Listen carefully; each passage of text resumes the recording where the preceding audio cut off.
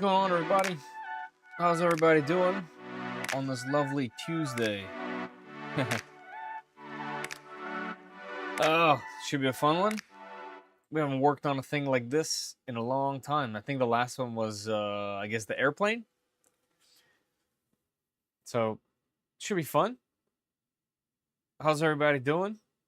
Let me know if you can hear me, see me okay. Let me turn my music on.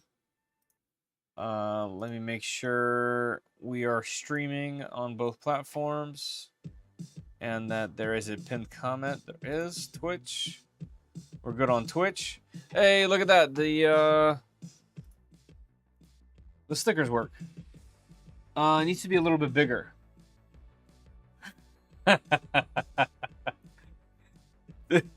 Too soon. We just started the stream, man.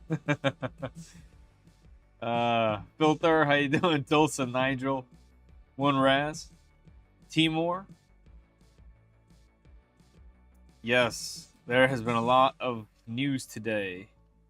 Caleb, what's happening?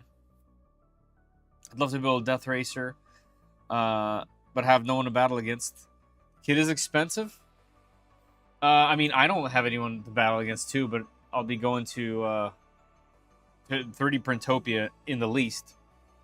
So I figured I'll do some battling there. But it'll just be super fun. You know, I love RC stuff. I have a ton of RC-related projects. So it should be fun just building such a custom RC thing, you know? Hey, Sean Don.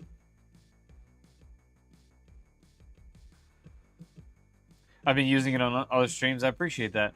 But yeah, well, so about the size, I made it the size that it was recommending in the thing. I didn't know I could make it bigger. So that's both fortunate and unfortunate. But I'll add more later. The thing that I need to work on now is I need to make sure I know when there is a raid. Because people do that, and I don't know when that happens. Like, I don't know on my side. I can't see. So that's a bit of a bummer. Why is my camera... Oh, because it's focusing on him back there. Fantastic. Good job, camera. How about you, Hey, camera. How about this guy? Focus on this face. I do have that problem, by the way, all the time. I've ruined entire video shoots because my camera focuses on him back there. Hey, JP, what's happening? Hey, Zoomy, what's up? The link is going to your YouTube channel for the giveaway. Is it? Yes. That's the best. It is. That's hilarious. Very funny. That's very funny. I guess I must have been sharing the link. And I spelled channel wrong. Oh no, that's an exclamation mark, not a second L. Thank you, by the way, for that heads up. Here, let's fix it here first. Bam. And let's fix it on YouTube next. Unpin. Bam. And let's pin that. Thank you. It's kind of funny. What else is happening? Feta, did you see the Bamboo Lab showed a future release of a tool changer? Yes, so did Prusa. So we have a lot of tool changers coming.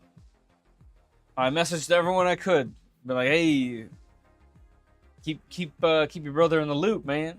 You know, I'll make some content. Yeah, this is gonna be great. And the only one I haven't heard from is, well, I haven't heard from the companies. I've seen their releases online, but the only one I haven't heard of is Creality.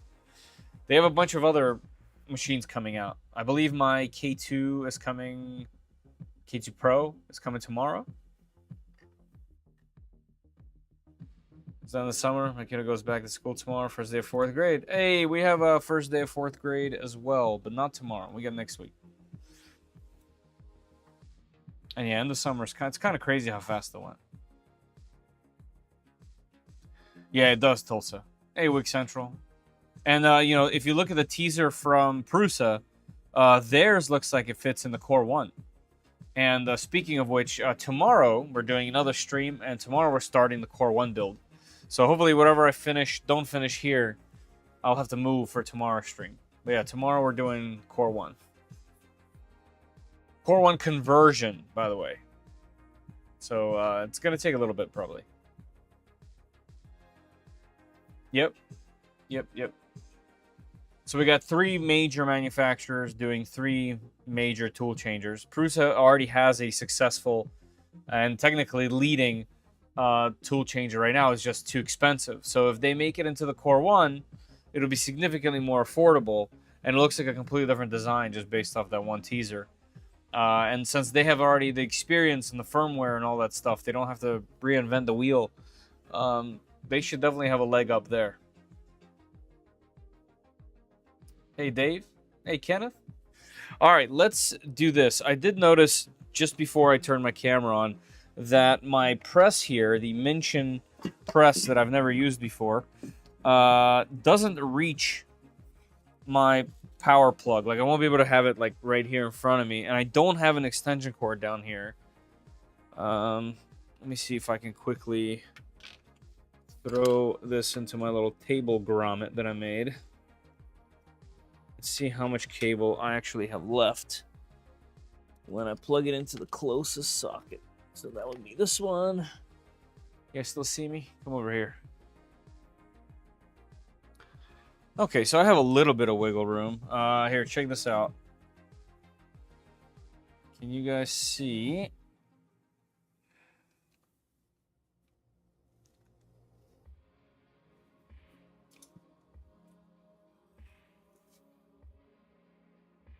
You guys see what I got going on over here? I took a bunch of video of this in various zoomed in states. So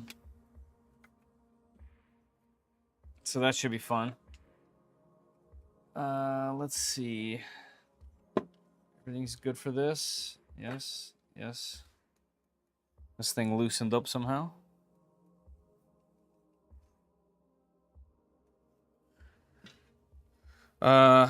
I guess we need to start with unboxing. All right, we need to unbox the kit and see what's in there. Here, I'll move this thing back for now. Let's see how this space. That's a lot of PPS-CF. Yes, it was $200 worth. $300? It was $300 worth of PPS-CF.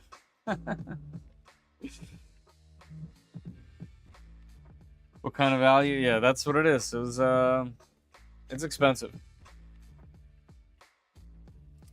Yeah, I messaged Sam Prentice. I'm like, hey man, I think we're gonna make the most expensive the most expensive racer. And he said someone else had something a little crazier. They had Peak.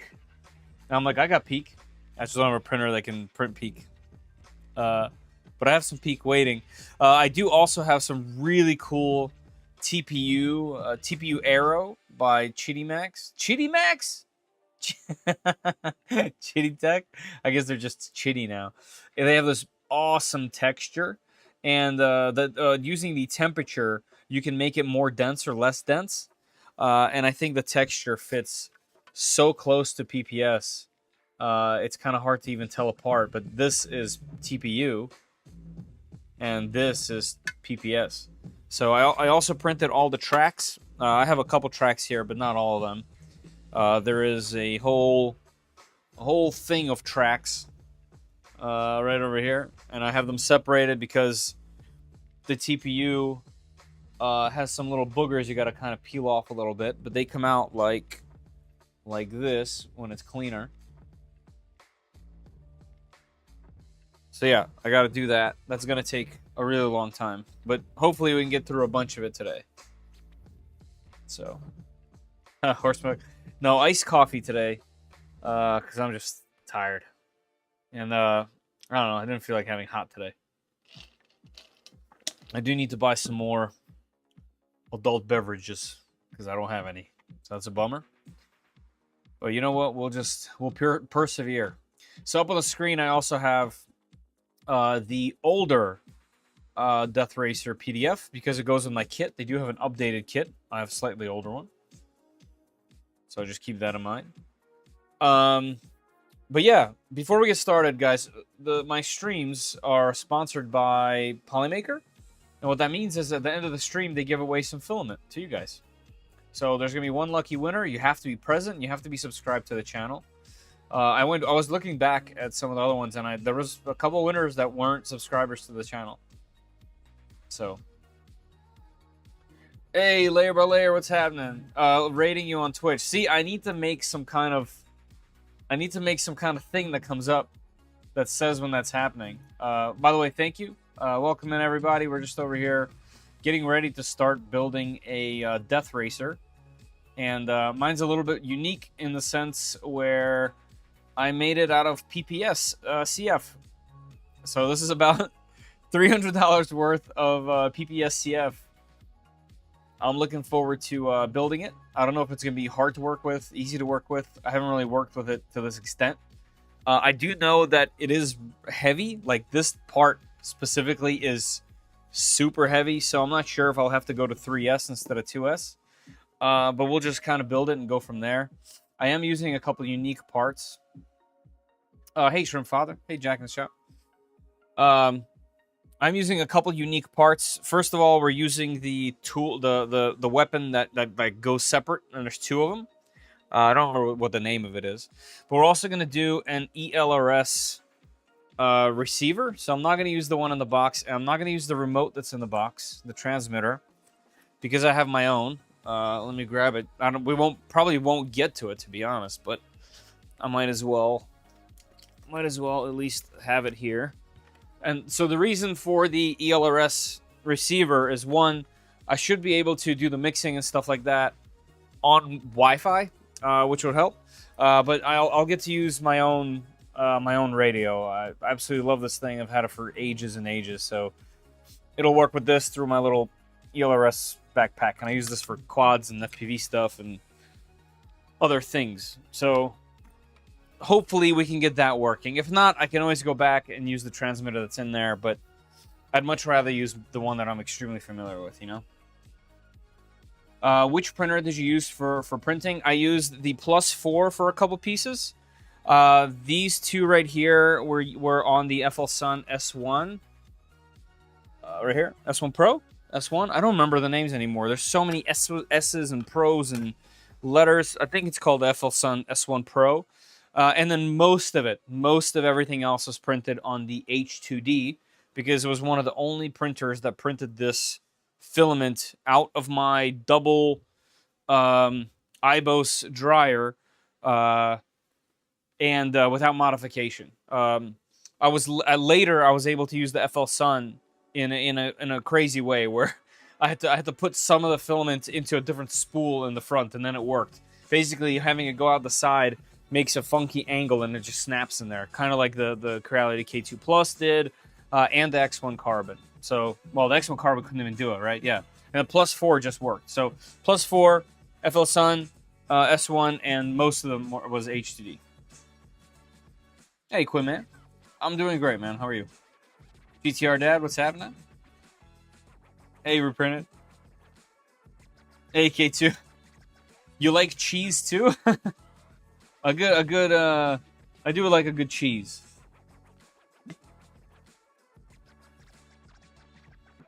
Raid! What's happening? I thought you already said it, but thank you very much, man. I appreciate it.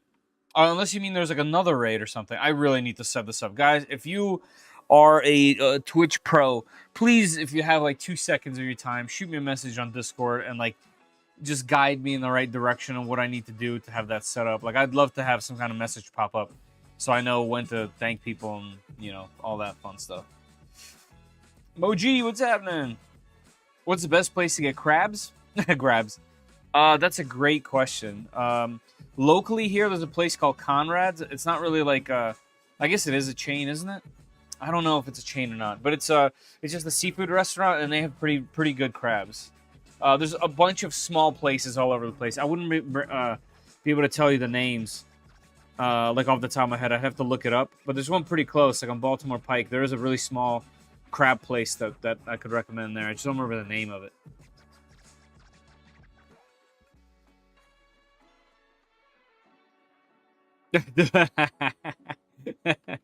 I knew it. 2x raid. Hey, we're just getting raided all over the place.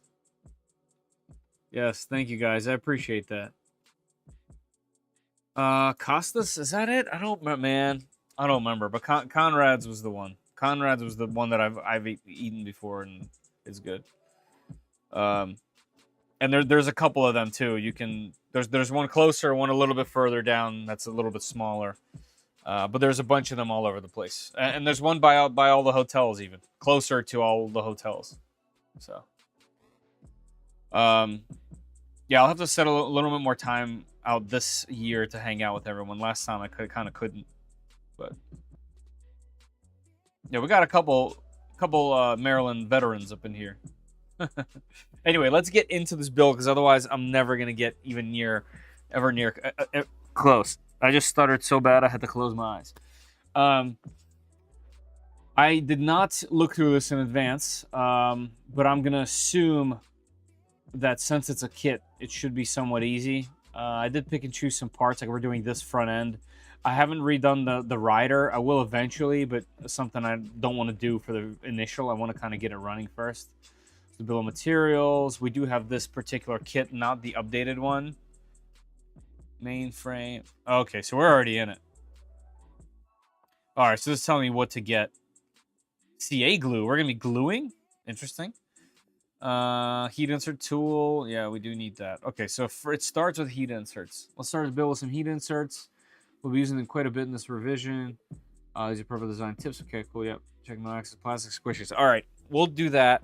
Let me open this kit, and we will at least see what's in here.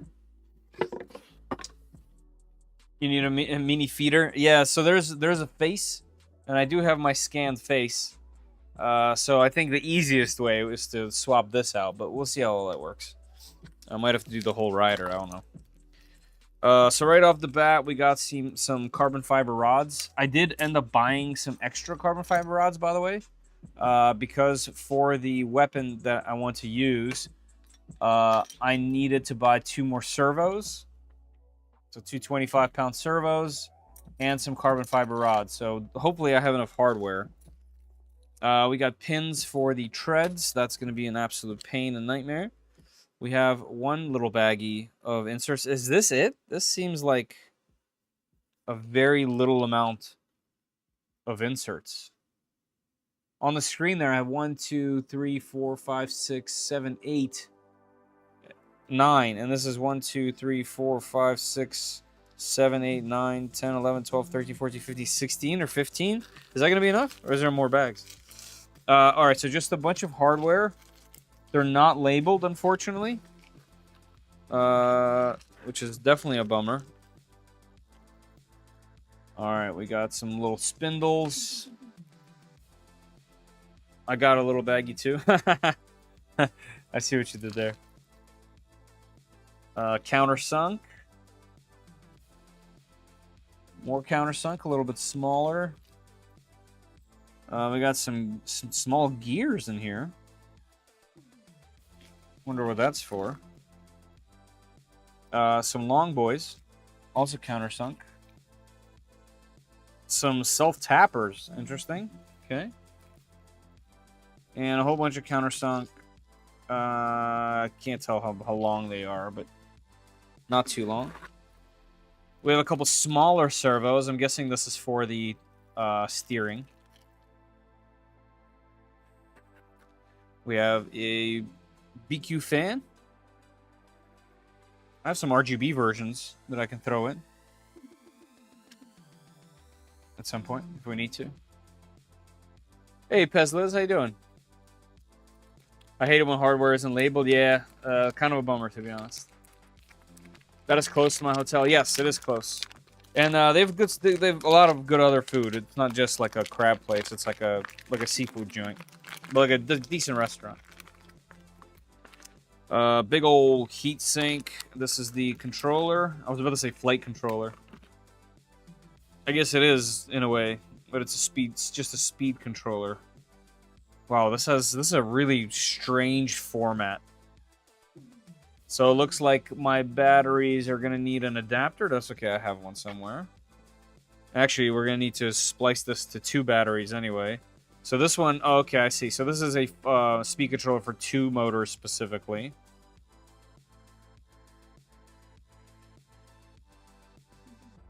All right, we'll figure it out. This is a dual brushed ESC. All right, cool. Definitely never worked with that one before.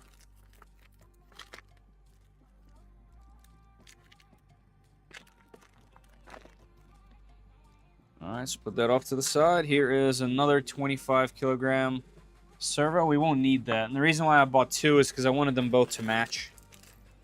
Yeah, so we have all the hardware from that. Actually, you know what? I'm going to keep it in here. We got some bearings. Slash Dice. Hey there, I'm new here. Been following your K1 Max build, and I've been listening to your shows at work. Just wanted to say hi. Hey, well, thank you for coming by and saying hi. I appreciate that. And welcome in. And yeah, there's a bunch of K1 stuff I'd like to get to as soon as possible.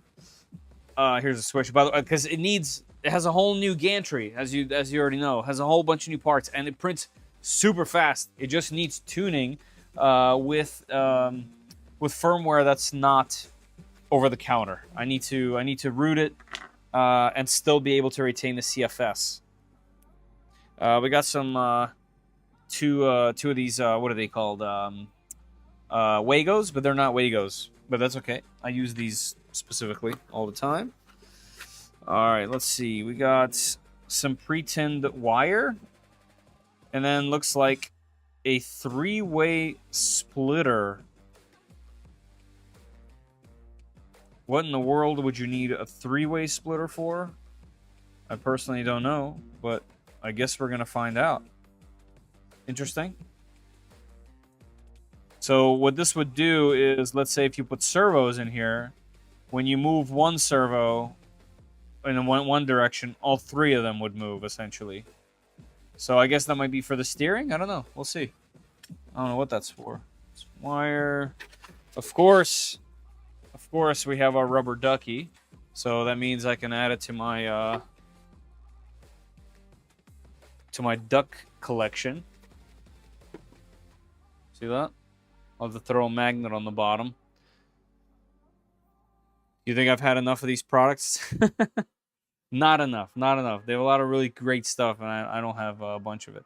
We'll keep this somewhere else. We have gearboxes for the motors. Cool. Wonder how those work. And we have our brushed motors. No labels on them. 21 turn. Of course, you can always swap these out. Add a couple turns. Remove a couple turns. Depends what batteries you're running. And then underneath of this is actually a transmitter, because this is the full kit. Now, you can buy this without... You can buy this kit without this. So if you need a transmitter, they have one in here. And I'm not going to open this one. I'm very familiar with these. I have one right here. I just, they're fine. They're fine for what this is. It's not like you're flying FPV or something or doing any kind of competition. But yeah, it's just your standard FlySky cheapo transmitter. Has enough buttons and knobs that you might need. Maybe I'm a little bit of a transmitter snob. The drone hobby did that to me. All right, let's take this out of here. All right, so this box is essentially empty. Should I hold on to it for a little bit? Yeah. All right, let's hold on to it for a bit. I was just gonna recycle it, but that's all right. Maybe I'll take a picture of the finished thing sitting on the box or something like that. Hey, Brandy. All right, so I'm probably gonna have to move some of the stuff in an unfortunate way. It looks so pretty right now, but I'm gonna need a little space to work. So we're gonna just stack some of the stuff and get to it later. So as you can tell, everything is this matte black PPS-CF stuff, except for hopefully these wheel hubs that have my logo. So that should be fun. I want it to be pretty stealthy looking. And hopefully it is.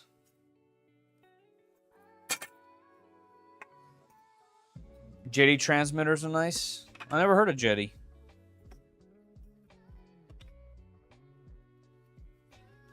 Fly Sky makes good transmitters. I love my MB4 for short course trucks and buggies. Yeah, I have a set of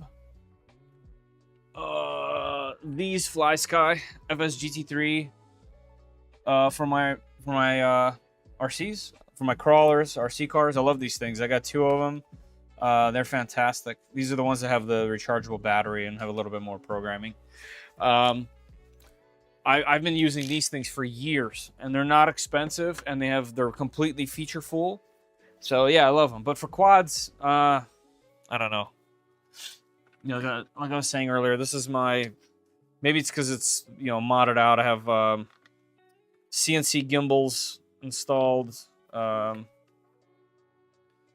So this thing is just wonderful. It feels amazing. It kind of makes everything else feel just like a toy, I guess. And this thing feels legit. So I'm a little bit spoiled there. But it's funny because you take a $100 radio or less than $100 radio and then put over $100 gimbals on there as some mods. It's just kind of funny. Once you go Jetty, game over. Interesting. How come I never heard of Jetty? Marcy experiences briefly owning Axial Capra. Axial has always made decent stuff. Can't hate on Axial. I don't remember the Capra off the top. All right, so we are going to be using our first time using our press here. I'll link this thing down below. It's made by a company called Minshin. There's a lot of do-it-yourselves out there, but this is a little kit, and it looks like it's going to work for this perfectly fine. And if not, we're going to find this out. Yeah, like we're going to be like, oh, look at that. It doesn't reach right there. Right, because the little wing gets in the way. That's kind of interesting. So we'll just prop it up. Huh. I never thought about that. Can't get it on an angle, can we? No. Alright, we'll figure it out. Then there's one like over here. This one we won't be able to do with the press as well. Alright, so because of that, let me get my soldering iron.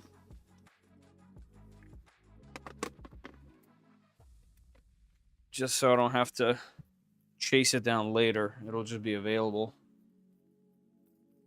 I fly large helis. Oh, okay. Helis have always scared the crap out of me. I have a little heli right over there that I did a little mini review on with my daughter. Has a gyro in it. You can fly it manually though. I have one of these little guys. It's actually pretty cool.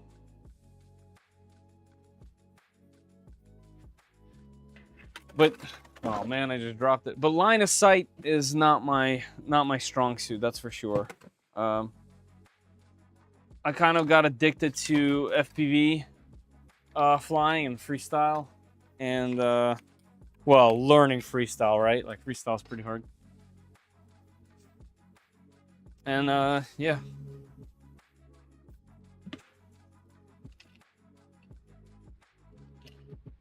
That looks comfy though. Yeah, it just fits perfectly.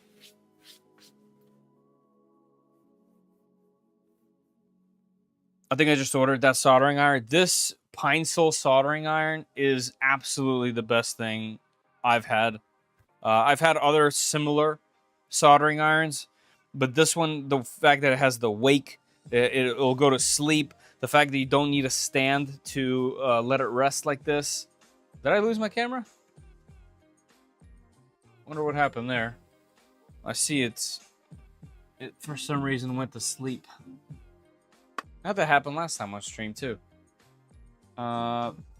Before that happens again, let me see if there's some obvious setting. Image, autofocus. No, is there more? Device sleep, auto sleep off.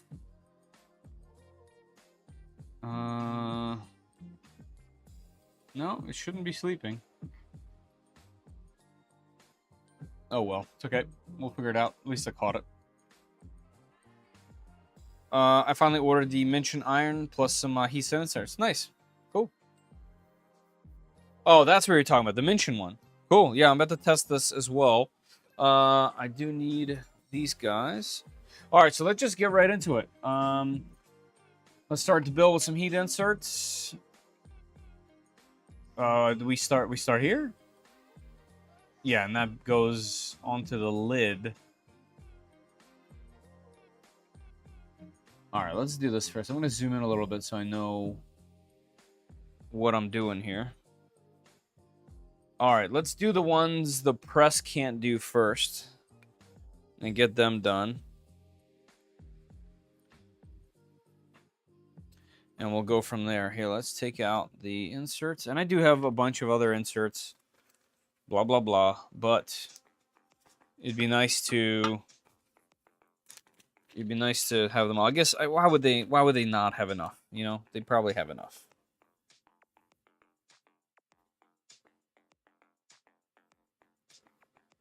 That's right, Toys for Tots. We're doing that. Whoops, we're doing that again, as always.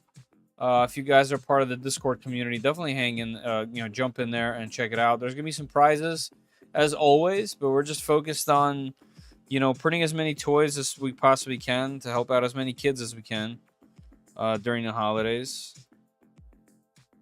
So consider being a part of it. I've never even tried to turn this thing on. By the way, the Minchin one. I'm guessing what I hold this? No. Off. Do I hold this? Yes, it's at 350. Okay, it's going to 350. Oh, okay, heats up pretty quick. All right, and let's see. So with the middle one was a little bit too big. Let's see if 350 is enough to melt PPS-CF. Looks like it is. Maybe. Might have to go to 400 for this filament. All right, so I'd like to go just below the surface. And then we need something like this little guy to push down on it to make it flat. We had over 1,500 toys last year. That's right. Yeah, I think we could easily beat that. All of our printers are faster, more capable, and they're more reliable. So we should be able to beat that out.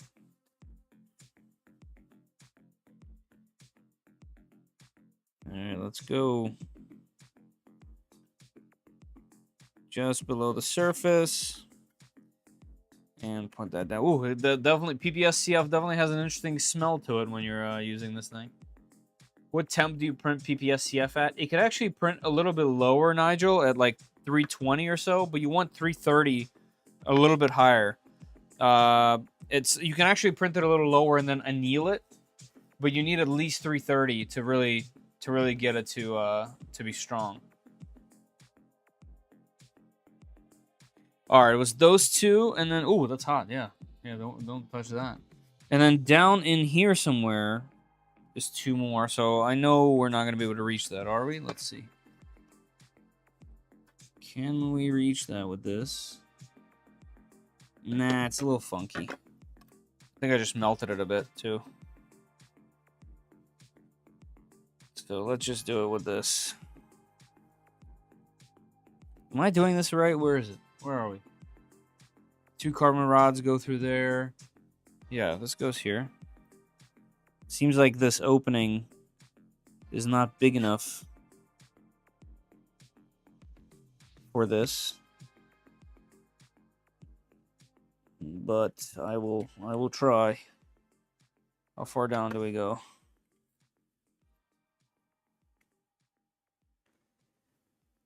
Hard to tell how far down we go. Guessing we're going to be going through that, through the other side. Which means I will have to use a little tap to get the rest of that out, because it definitely, this hole is a little bit small.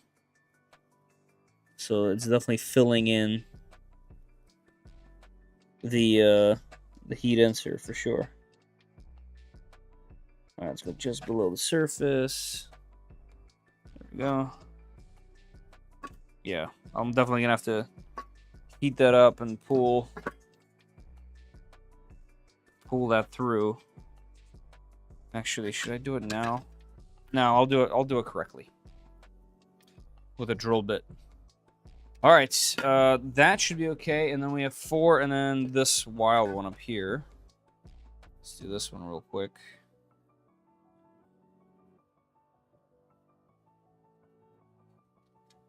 Just seriously, just touch that insert and go, oh, that's hot. I did. It's hot. It's 350 degrees. Sometimes you got to make sure the temperature is correct. You know? And I can tell you, firsthand, temperature is correct on that one. All right. Unplug that for now. Set it aside because it can sit without any kind of thing. And let's figure this out. So, into where it needs to go.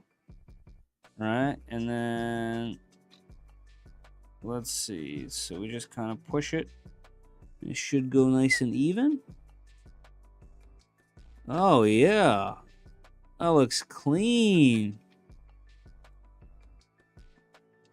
Just below the surface. I like that. Okay. What's this thing you're making? It's called a DeathRacer. It's essentially like a RC car that has a weapon on it, and you gotta choose your weapon. And a bunch of people get together and use these things, and you have to try to get the head to pop off. And if the head pops off, it turns the whole thing off. The power switch to it is underneath the rider.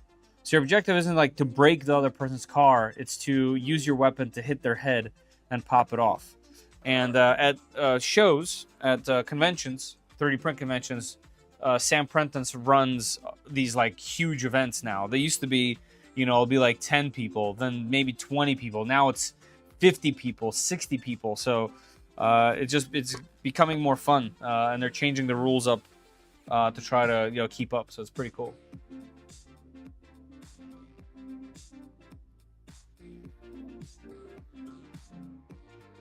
Yeah, Zumi, you're right.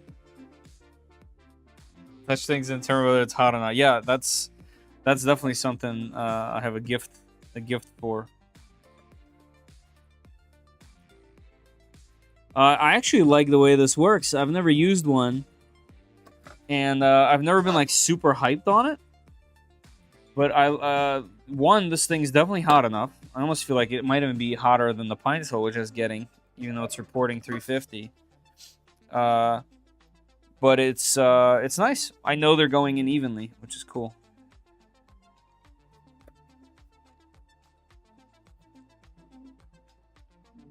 Yeah, just below, just like that. Throw this on there. Maker World came out with their own RC system called Cyberbrick. Yeah, they did. Yeah.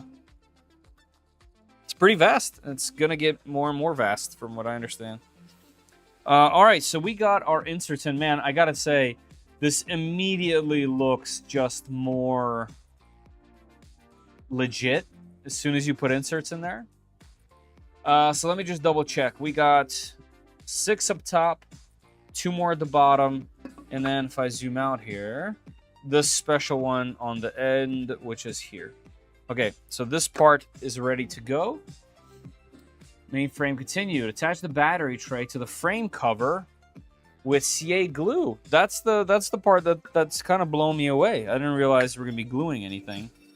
Here's a question that you may or may not know. Does CA glue work on... Does CA glue work on PPS-CF? Hey, final layer, what's happening? Da Vinci, what's up? What's up? All the emojis. No, Zumi. It's like their own like design language for little like a RC ecosystem. They make little tracks and little cities and stuff. They showed it off a bunch at the conventions. Yeah, perfect fit so far. Also, I just remembered that I have a lot of glue on the tops of these, and I wanted to wash it, because it's sticky. And I'm guessing now I'm just gonna wash whatever is external and not worry about it. So on what? On PPS-CF. I guess we're going to find out. Yeah, we're about to. Give the great videos I've been watching since the Kilo days. Hey, Caleb, I really appreciate that. Thank you so much for the donation. Guys, let's celebrate Caleb for a second there in the chat. Thank you very much. Very kind of you. Nice, Kenneth. You're on both sides now. Nice. All right, let's try it. I've like I said, I've never used CA glue on PPS, so we're gonna be using 3D printing glue by No Clogger. I showed this off when we unboxed it. So let's see. Let's get just a nice bead going all the way around. This is gonna make this part stronger as well.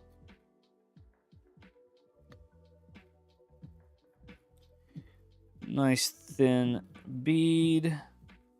Bada bing. This tip just fits in there perfectly, by the way. Bada boom.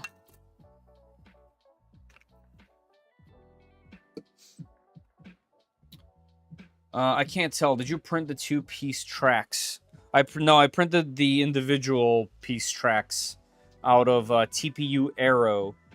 And it's this really dense, almost like it feels like denim stuff. Which direction does this go? Oh, good, because I think I almost put it on backwards. No, it can't. It has one way it can go. All right, so battery tray going in. Bang. Let's get out our accelerant, I guess.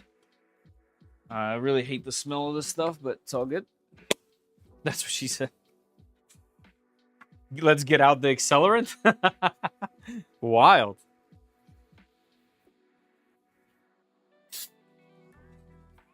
Just a little bit of a spray. You don't need a lot, just to get it going. And then time will take care of the rest.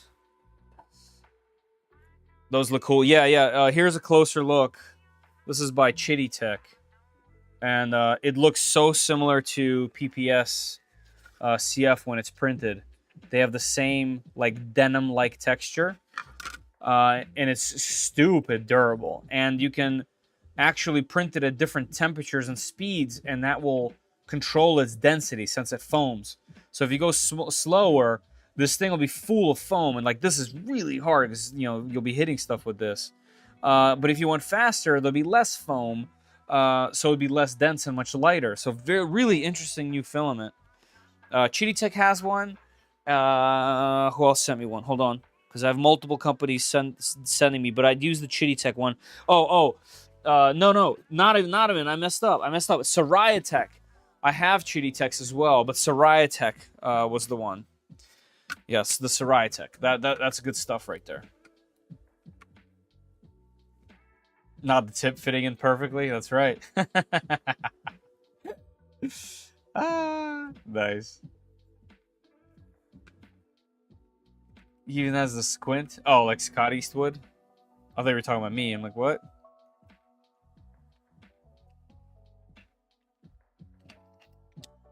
I'm actually not sure, Tulsa. I'm not sure. Like I said, I mentioned it before to Sam. He didn't say anything about it. I'm not sure. Gonna check that out. We're always looking for new stuff to add to with the DeathRacers. Yeah, yep. Do you need any enclosure for that squishy stuff? No. Nope, just regular. I printed it on the AD5X. So regular stuff. All right, that should be plenty glued. The frame cover is held in place with 6 M3x8 countersunk bolts. Okay, do I need to get that or something? No.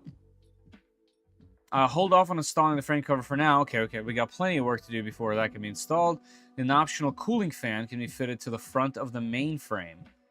Position the fan as shown in the picture to the right. Use 2 M316 button head bolts. These will screw directly into the plastic. Be careful not to over tighten and strip the plastic. This is a good thing. I get to try out the new Hodo system that I have here. This is a drill bit set, which means yellow is the one I want. So guys, I don't know if you've been following along with this. These things have been amazing. So I actually sharpened my lawnmower blade with the rotary tool. Yes, you heard that right. I have no tools in my garage right now because I'm redoing the garage, but I still need to cut my grass. And I used this tool with a grind stone on it to sharpen the blade, and it did fantastic. I already mowed my entire lawn with it. It didn't destroy it. This thing lasted perfectly. The drill we might have to use to drill out that little bit of plastic later. And right now we're going to be using the precision screwdriver set to put this thing together, put in all the hardware.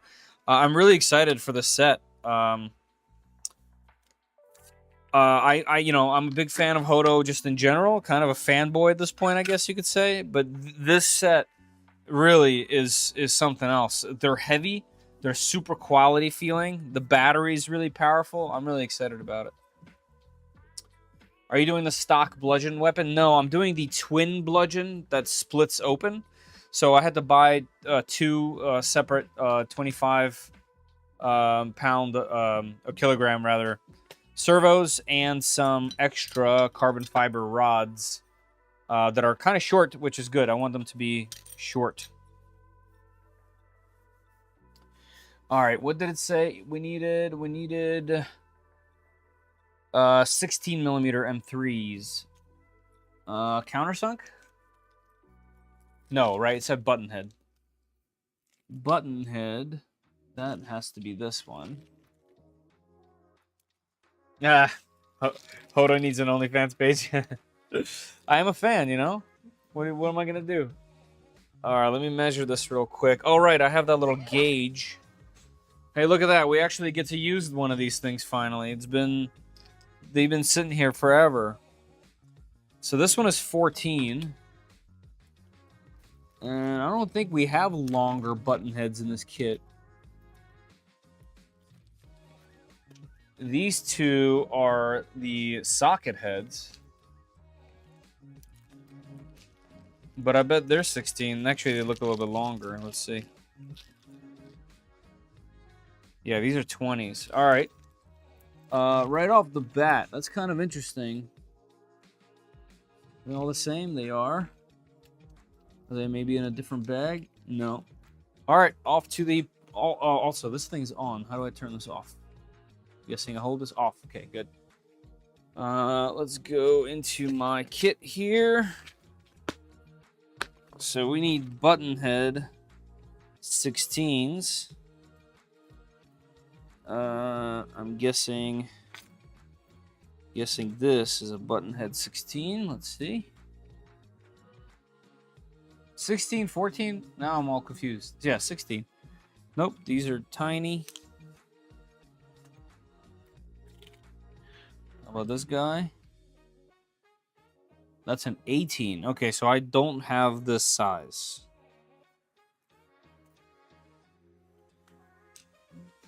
But neither do they, so... Alright, I guess we're using these 14 mils that are in the kit. Maybe it's a typo, or the kit just has different hardware in it. I don't know. Let's see how it does with two of these.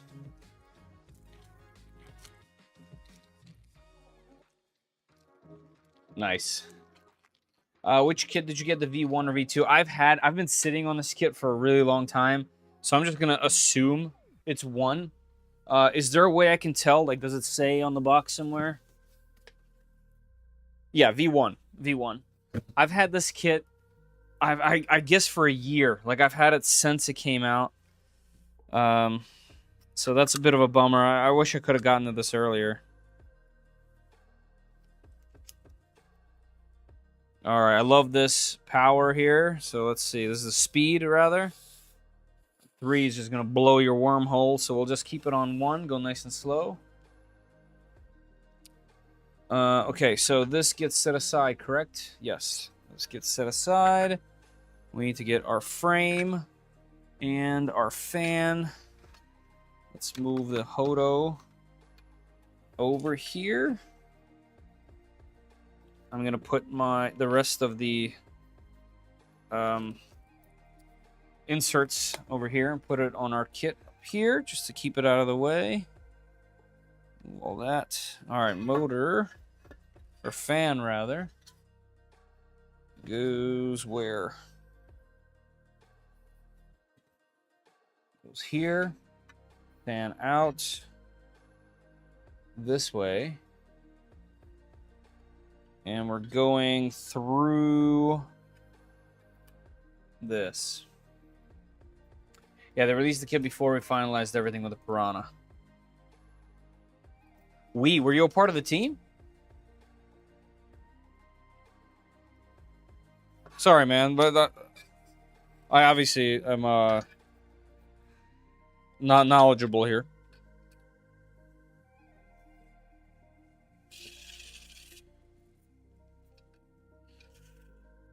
Ooh. It's interesting. This thing doesn't have the power. Let's go a little higher. Oh, there you go. So on the low speed, it's limited in torque. 0 problem going right into the PPS on the second strength. And this 14 millimeter is plenty long enough. 16 would be too much. One thing I always liked about the Hodo tools, let's see if this one has it too. Yes, the motors lock out when you're not using it, so you can use it just as a regular tool. Oh yeah, that's plenty deep. They're literally peeking out of this other side. So that's just probably a rules issue there. All right, be careful not to strip. Okay, we did that.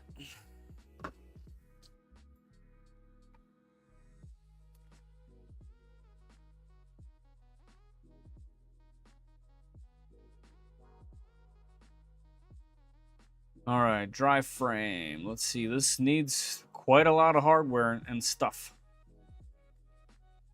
Cool. Oh, we're going straight back into inserts. Wow, we need a lot of inserts. So why does my kit not have nearly enough inserts?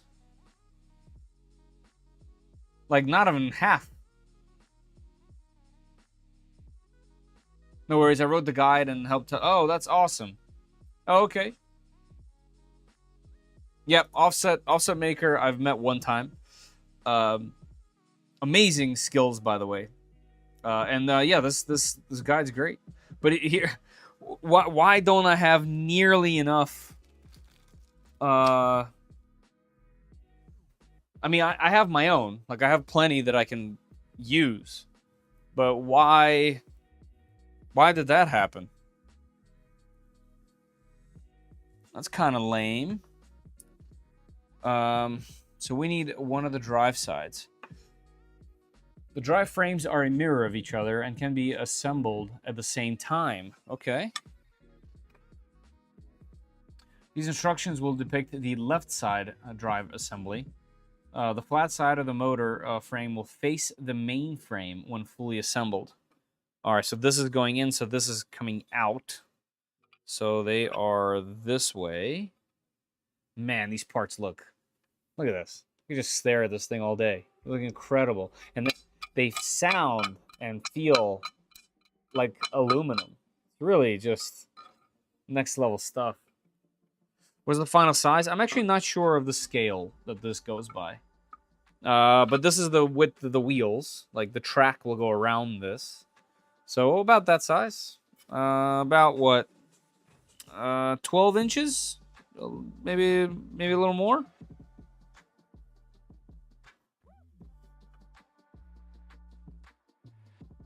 The kit got released based on the original DeathRacer.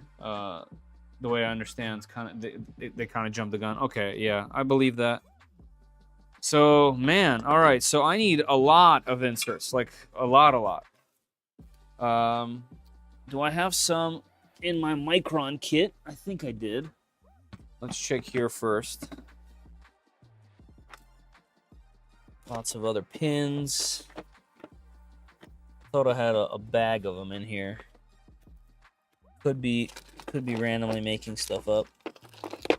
Bunch of nozzles, hot ends, fans, extruders, PCF feed tubes, everything except for hot press inserts. All right, we'll take a look at that in a minute. Oh, maybe it's underneath over here. Let's see. Nope, not in here either. All right, it is what it is. We are gonna use mine. Camera?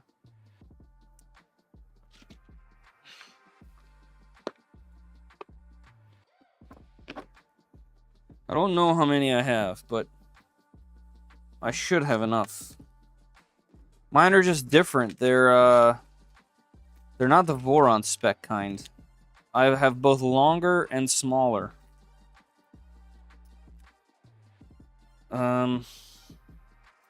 I honestly thought I had more, like down there, but obviously I don't, which is an interesting issue. Is there some? Did I put them in here? Oh my god. Well, I have a bunch in here, but that's because this kit came with a bunch, right? So let's use that.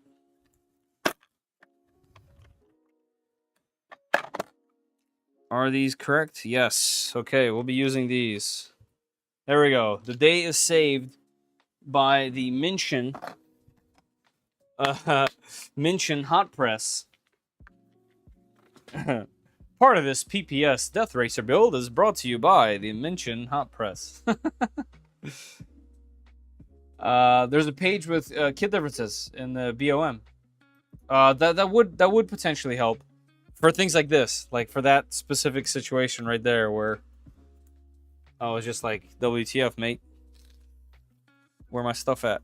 Let's warm this thing up again. 350.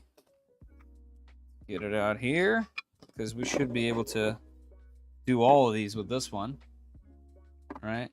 It's 1, 2, 3, 4, 5, 6, 7, 8, 9. We need 9 for each. Holy.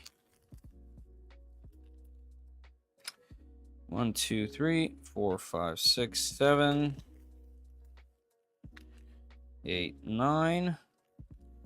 Let's make another batch. 1, 2, 3, 4, 5, 6, 7, 8, 9. All right, I still have a ton left, so that's at least good.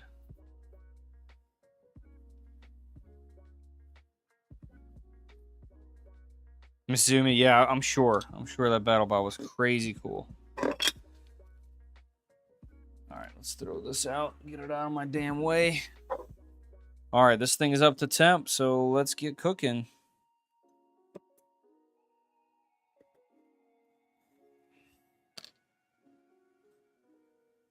Look at that, light work.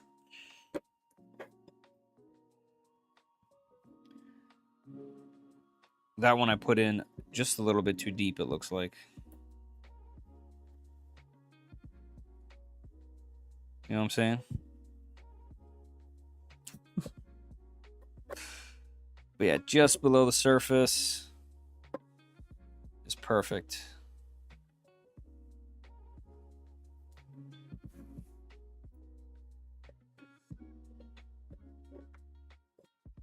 But yeah, I'm hoping to get as much done tonight as possible.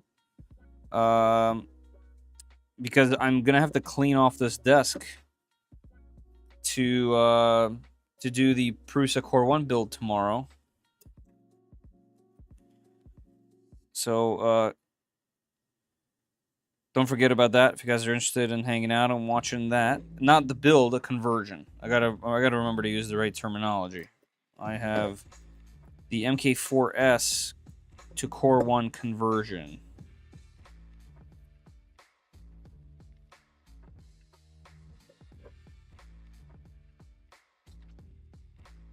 Dope song.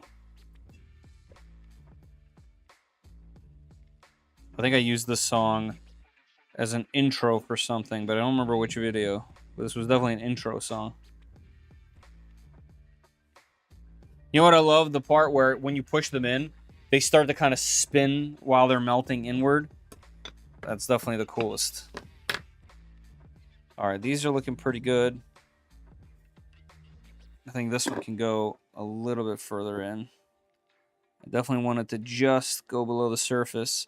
So the reason why I'm repeating myself and saying this, when you have it go below the surface, when it cools, it has this little lip that forms on the outside, and it makes it much easier or much harder to pull out by accident if you over tighten something.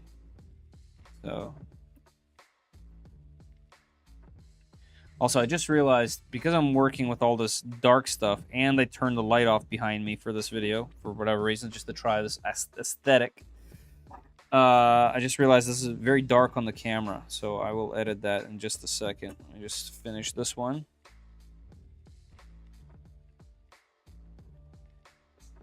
Yeah, that's looking good. I gotta say, as a person that hasn't had a press, but has made a million things with inserts in it, from printers to projects, having a press, very nice, very fast, very convenient. All right, let me get this. Oh, okay, I see it. It's auto exposing as well. I believe that's the Tiny 2, right? No, Tiny 4K.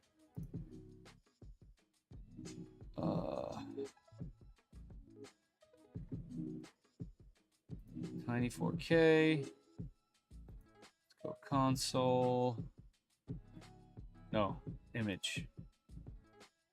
Okay, it's doing auto exposure. Let's turn that off. And turn me up, fam. There we go. A little bit brighter, right? Or is it too bright now? Oh yeah, that's my hands overexposed.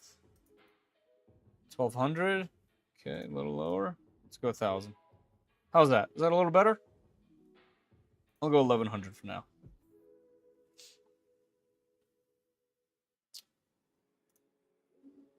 Did you anneal any of the PPS? So I wanted to. I even have an annealer right up here, but I didn't. And I wonder what's going to happen from that.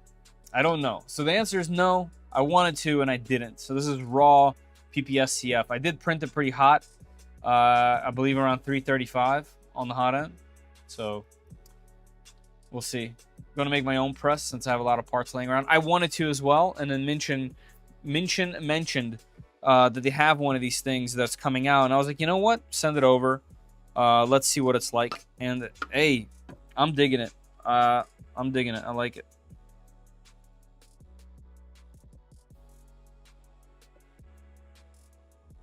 Mentioned.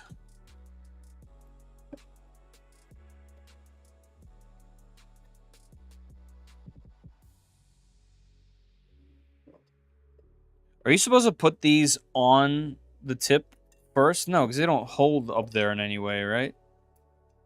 So you just kind of have to align it like I'm doing. All right, like put it in the center somewhere in the general area, get this thing aligned, and then push.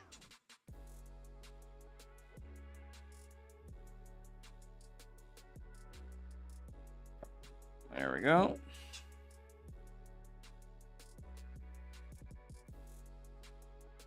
Oh, so now a science experiment. Yeah, a little bit. A little bit.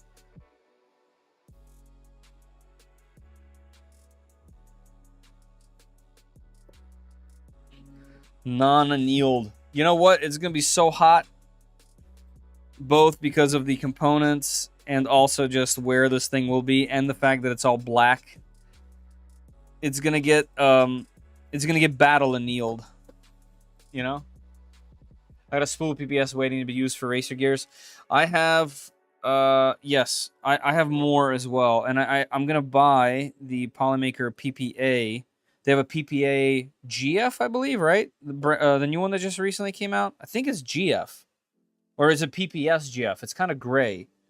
I definitely want to check that out. The glass fiber instead of carbon fiber seems more interesting, since it's not just dust.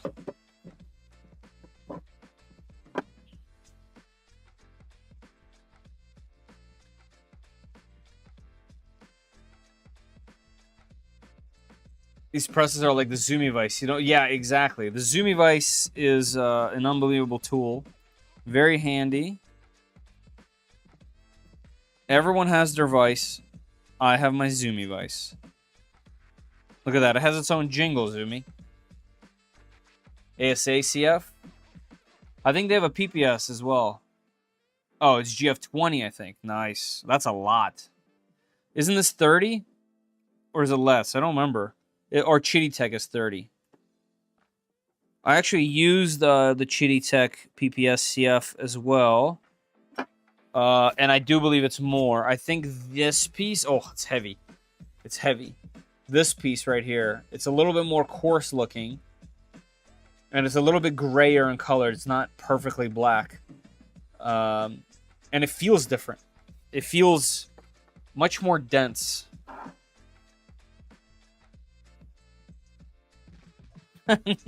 Name it Frank when it's done. I have a story about Frank. When we first moved into... when my parents bought their first house, and we moved into a neighborhood, one time when we were still moving in, someone knocked at the door. I ran down the steps, and there was... my entire neighborhood was out there. And everyone was like, "Hi, how you doing?" They all had cookies. It was like out of a movie. And, you know, we're like immigrants. Like, you know, just moved from like a ridiculously low class apartment complex to a single family home. And I was just like stunned that there were just people out there, and they were all handing me these like platters of stuff. Welcome to the neighborhood, like that type of stuff. And all the, you know, adults are there, and there's kids, and the adult's like, "Hey, what's your name?" And I'm like, "Fetter." And the lady in front of me was just like, "What?" And I'm like, "Fetter." And she's like, "What?" Like third time, and I was like, "Oh," I panicked. And I was like embarrassed. And I was like, "Frank." It just came off for whatever reason. So my entire neighborhood growing up, forever, like through middle school, towards the end of middle school and high school, called me Frank. So there you go. I printed Soraya ASAGF. Really good. Have to be calibrated for sure. Nice. Yeah, so sometimes when somebody near me or behind me or whatever is calling out Frank, I do occasionally turn around just to kind of make sure. Do we start calling you Frank? Only if wieners are involved.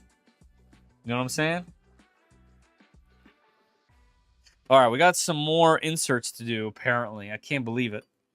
One here, which is going to be interesting to do on a press. It's not going to work, actually.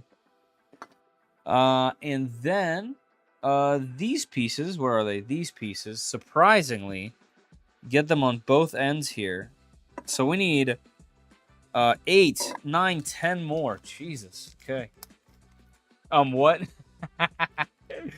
Like, like glizzies, dude.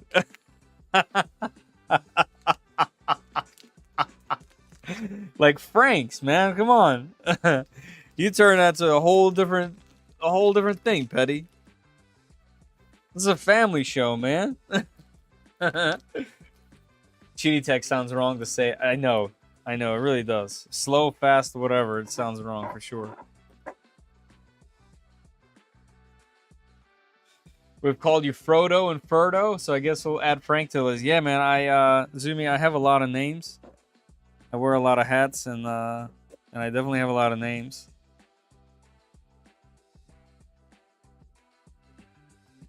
Yeah, I've been called some wild stuff through the years.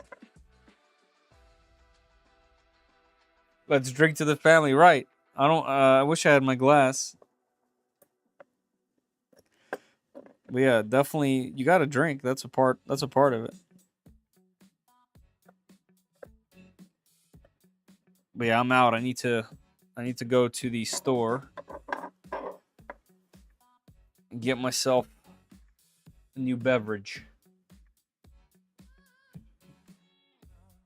Just don't call you late dinner, right? Yeah. Don't do that.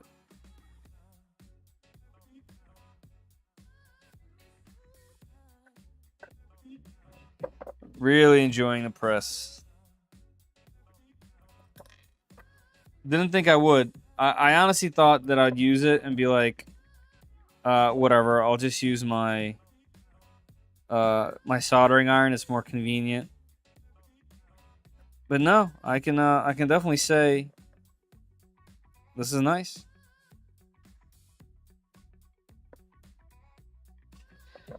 All right. Give these things a second to cool down. Let's see if I can do this. Yeah, Night Train snuck in for sure. All right, let's see if I can do this one. I think I have to help balance it myself. Because it goes into the center, into the little hole, or tries to. All right, let's get this little ring off. That looks good. I'm guessing this is for the center cover for the wheels.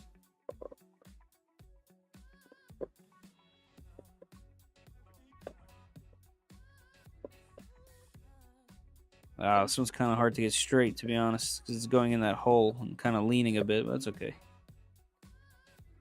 It's not going to matter much. These things aren't spinning fast enough to cause an issue. All right, those are done. Let's get these 4 more. I can't believe how many inserts there are. I feel like it's been just an hour of inserts.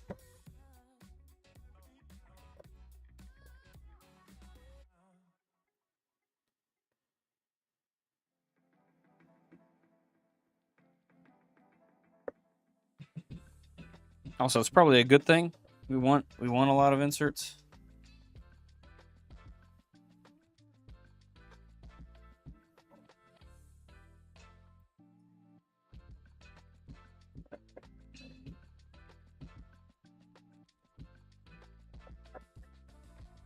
All right, 2 more.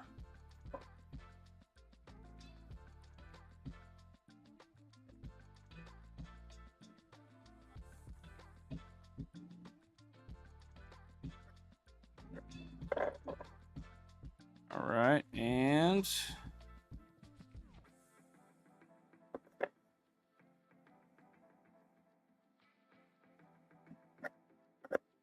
great. Let me look ahead just a little bit to see if we're doing more inserts anytime soon. No, not for a little while. So let me turn this off. All right. Move it to the side. And, oh, man, the sound. Do you guys hear that while I'm talking, I guess? Because I know noise cancellation is going to remove that if I don't say anything. It sounds crazy.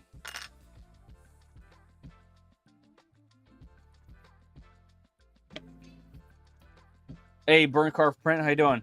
Sorry if I have to go. If I win the filament draw, I'll give it to Zumi. Will do.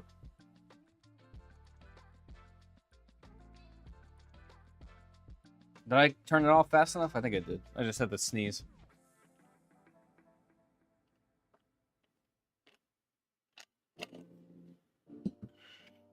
All right. Okay, 6. Okay, yep. 3 inserts on the side, 4 for the motor mount, drive wheel. Okay, cool. Now, press 4 6802 RS bearings into the sides of the frame wheels to ride in it. Okay, let's get those. Better if Zumi wins, give it to me. Nice. Sounds like transparent aluminum. It does. It really does. It sounds legitimately like metal. Legitimately. Does it go from both sides? No, it's single-sided bearings, huh? All right, this is gonna be interesting. Let's see what it's like to fit two parts together out of PPS-CF. I legitimately don't know how the fitment of this material is gonna work.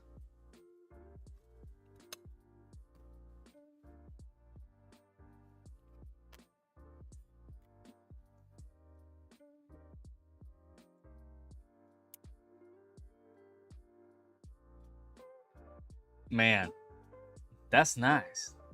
Carbon fiber really makes sense for anything that you're making that's not industrial. That's not the right word. But anything that requires fitment. I know it adds a texture, but because the filament no longer shrinks, that's nice. It's even a little bit more loose. I wish like you did press them. I don't know if that's gonna be a problem or not. I'm hoping we're tightening something there.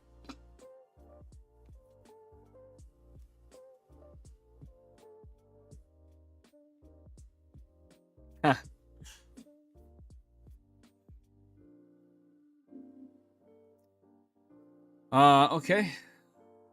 All right, let's go next. Dry frame continued. All right, let's set these aside. So what do we need? We need these things. We need the motors. We need gearbox base. Gearbox base. What's a gearbox base? Oh, like this thing? Like this is a base? And then motor spacer. Okay, I have the spacer. I'm assuming this bottom piece. And it's okay, let me read it. To assemble the motor, start by installing the supplied 11-tooth gear onto the output shaft of the 550 motor. Okay. I'm assuming this is not just gonna slip. I'm assuming we might have to hammer some things here. Why do I have so many gears? Wait, what?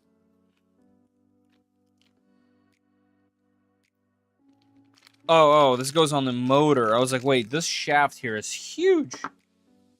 So this is going on to the motor itself. That's going to be interesting. All right, let's see how this is going to work. Okay, so it has a flat spot, but this doesn't. Yeah, this is going to need a hammer. Okay, I'm not sure exactly how I'm going to do this here in this particular setup, but I'll give it a shot. Here comes the Zoomy vise. I'm just going to go over here where I have every other piece.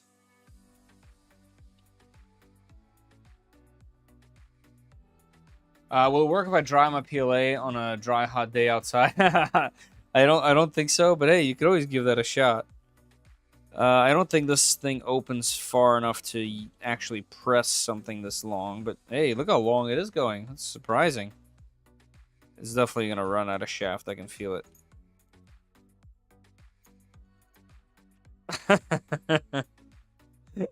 Man, the dialogue's crazy in here. Yeah, Petty. I was waiting. All right, so to get this correct, I need the Chitty Tech hammer. Not Chitty Tech. Well, it is, I guess, Chitty Tech. We need the Hodo hammer. And that's not my nickname. This whole stream is going to get demonetized.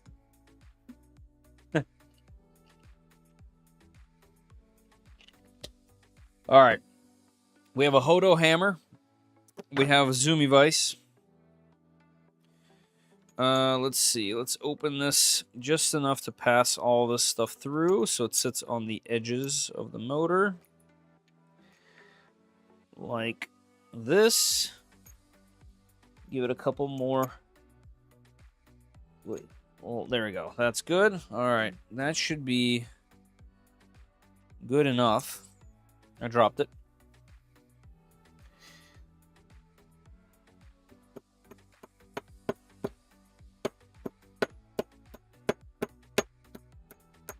Is everything moving on my table? Of course it is. I'm guessing we need it to be flat with the top. Okay, yes. All right, there's one.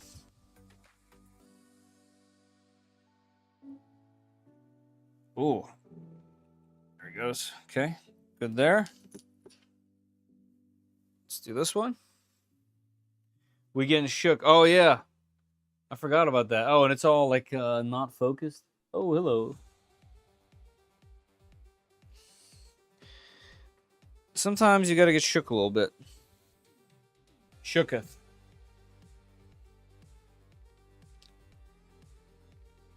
Hey, BW. BWs. BWs. Right? Man, I forgot. But at least I remembered that we had this conversation about how to properly say your name. Ooh, that one went right on there. Okay. Easy peasy.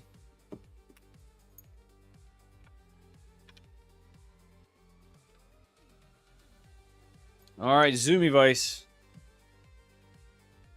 Look at that with my little custom TPU little table protector.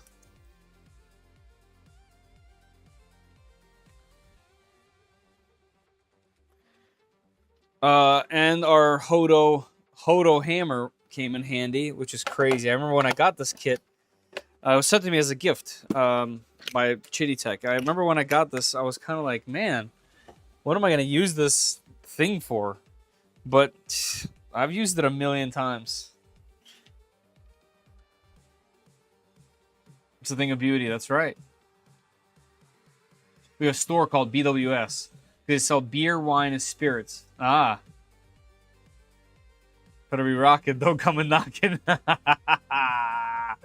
Yeah, man. I'll be swanging that Hodo hammer. This is ridiculous. Ridiculous.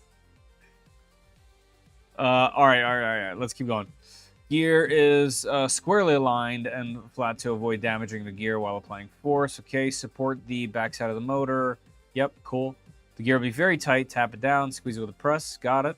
Next, unscrew the four M3 bolts holding the planetary gear together and carefully remove the gearbox base on the side opposite of its output shaft. Oh, interesting. Okay.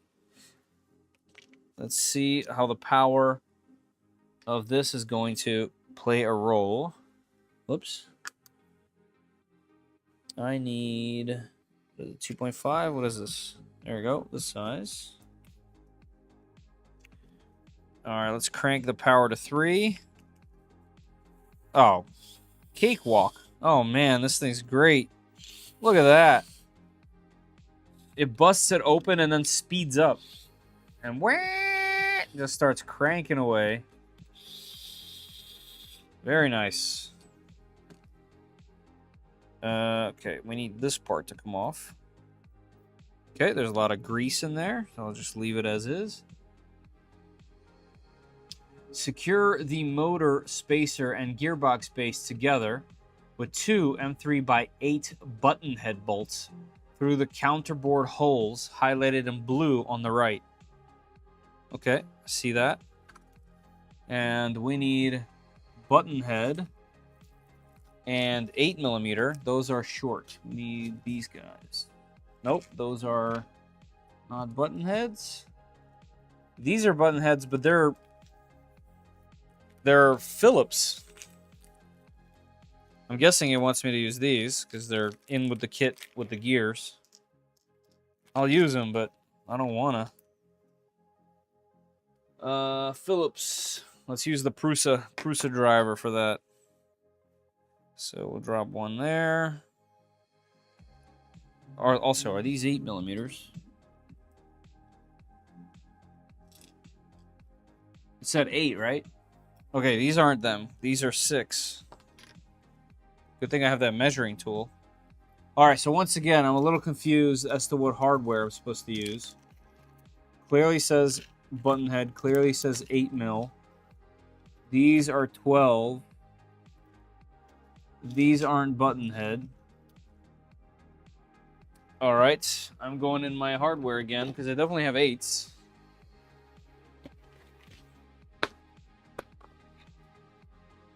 I guess this is why there's a version 2, huh? Right, this should be 8. That's 8. 1, 2, 3, and 4. You know, if you guys do 3D print projects and you don't have a bunch of M3 hardware, you're gonna run into issues. ABC Liquors, they got those in the Outer Banks. Nice torque on such a tiny tool. Yeah, man, that's the most impressive part about Hodo tools, is just the sheer power. All right, we're just gonna go right into the plastic. All right, this is the wrong tip.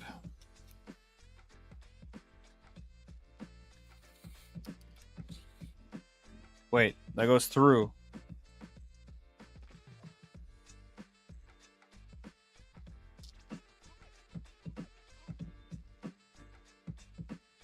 Oh, into the motor? Wait, what? Yeah, like that goes through.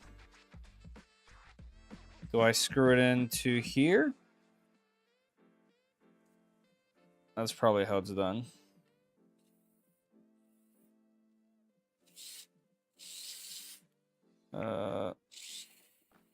Can I find the right screw? Oh, that's why. Nope, it's going in. I was like, the threads are different. But nope, they're not. All right. Yep, they're not. They go right in there. Okay. Nice and tight. And then we drop this whole thing back on, I'm guessing. Like that. I won't be able to turn that, will I?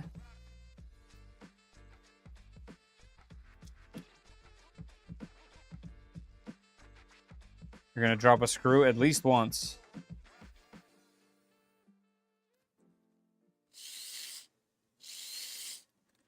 How about we line this up properly first?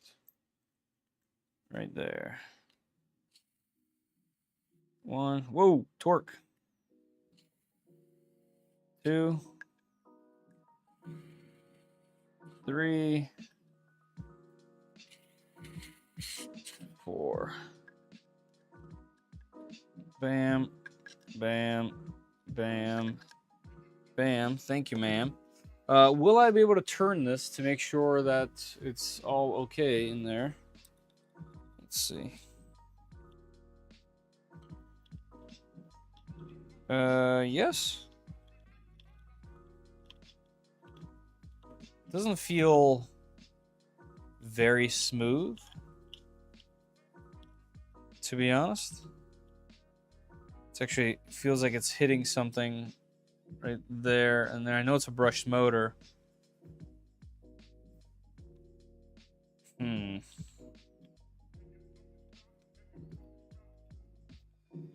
Shouldn't this be spinning right here?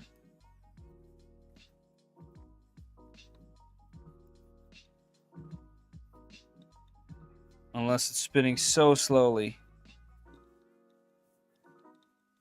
Is it spinning? No, it's not spinning. Can I see into the back of the motor?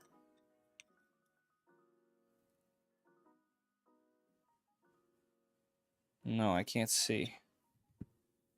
I guess I could power up. No, I couldn't power it up. How can I check? I guess what I can do is if I just put this over this one.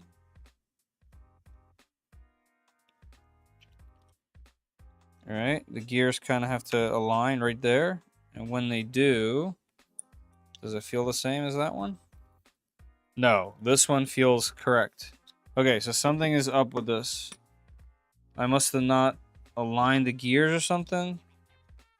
Yeah, that feels odd. Let's see what I missed.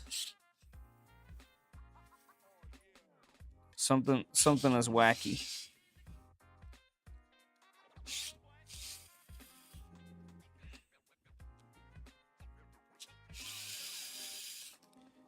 All right, gearbox off. What did I miss here? They look like they were making contact. Let me try to just rotate this gear. Nope, super smooth. Okay, so I guess they just feel different.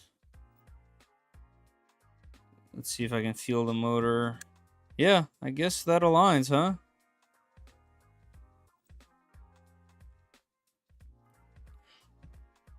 Okay, let me try to put it together again.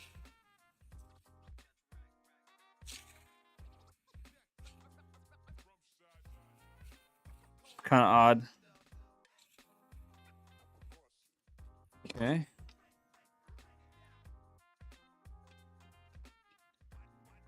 Yeah, this one has kind of something that almost like catches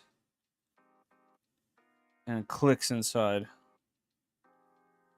Click, click, click, click, click, click, click. And this one, oh, I guess because it's not on yet. All right, let's attach it. See if it's the same, or maybe I'm just tripping.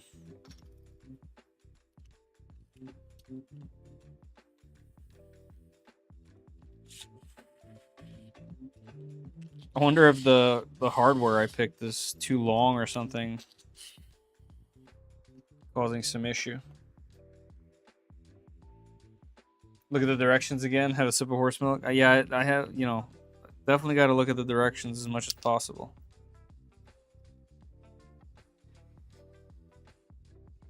All right, we'll drop that in. Go this way. That is one.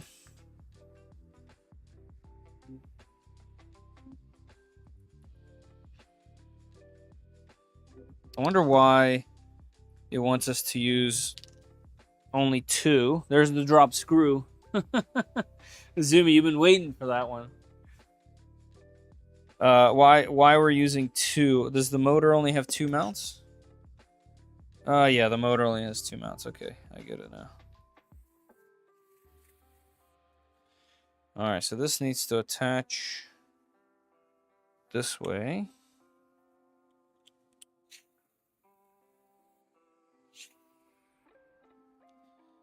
So this one should go right in.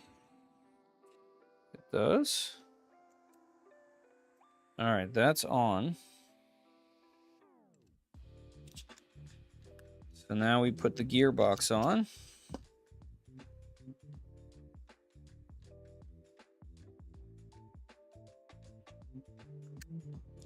Right there.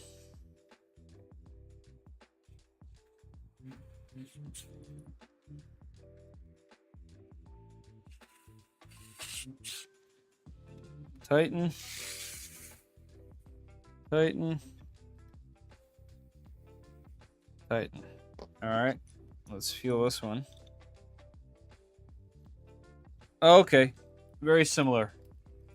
All right, so I was just tripping. It's fine. This is just how it's supposed to be. All right, let's see. It's similar. It's a little different, but now, no, this one's even smoother now. Why? Why are they behaving differently? Yeah, this has like a... Oh, this one is turning this fan.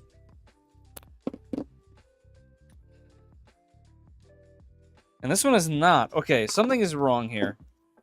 Okay, that's at least confirmation. Something... Why is this one not reaching?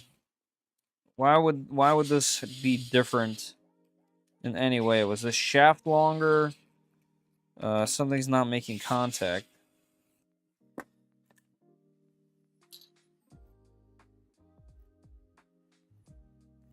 What's going on here? These things should be deep enough on there like that to be able to turn the motor. Yeah, it's not turning the motor. All right, we're going to take this thing off too. Just to kind of start from scratch. Take a look at it.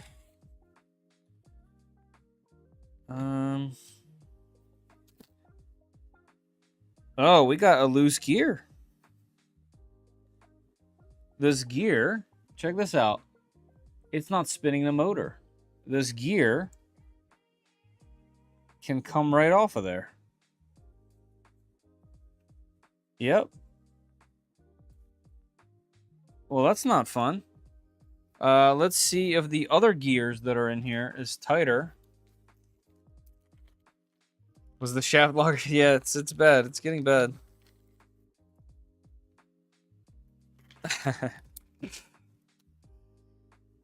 Okay, so is it the shaft or the gear? Okay, it was the gear. This one I can't put on freely. So whatever happened, and I just put it on there, I can see the grease. Hopefully we won't need these two more. But something was up there. Are they different sizes? Okay. I wonder if there's two different types of motors, and they give you both of the types.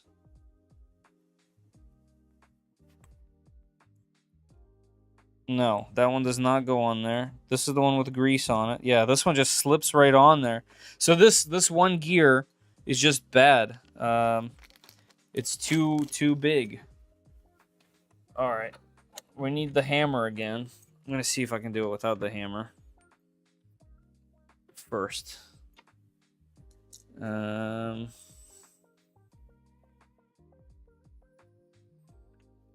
Interesting. Almost, we kind of, by this taking more time, we actually avoided quite a disaster.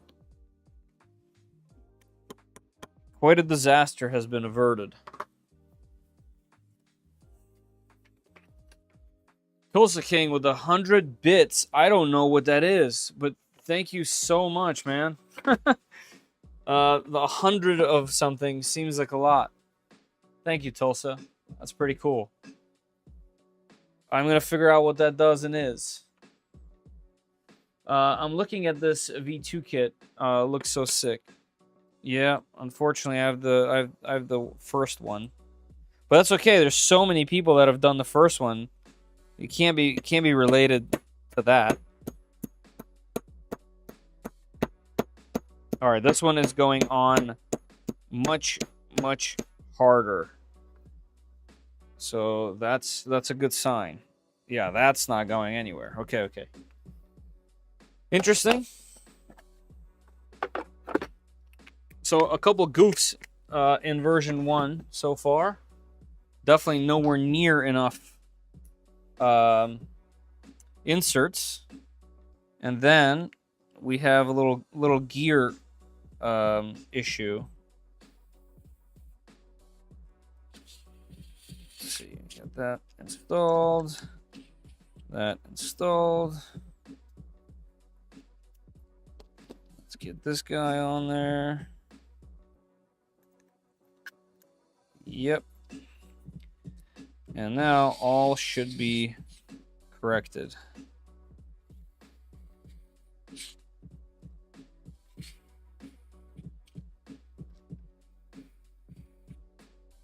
All right, let's see.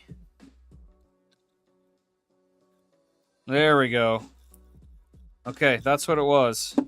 We had a slipping gear on the shaft. Yeah, all right. Much better. Okay, there we go. We have our motors with our 1 to 5.8 5.18 reduction on it.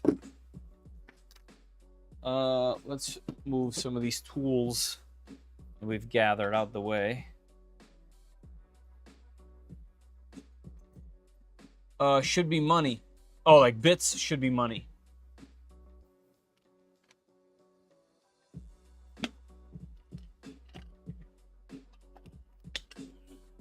I don't know. I'll have to do some digging. But either way, man, thank you so much.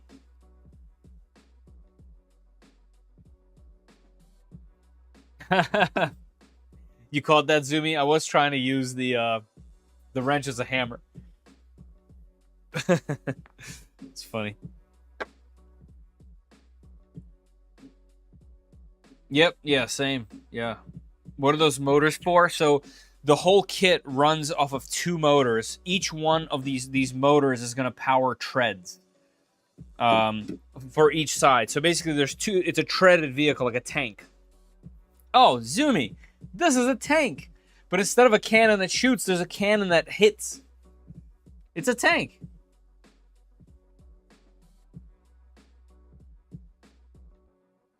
Retightening. Okay. Drive frame continued. Oh, there's more.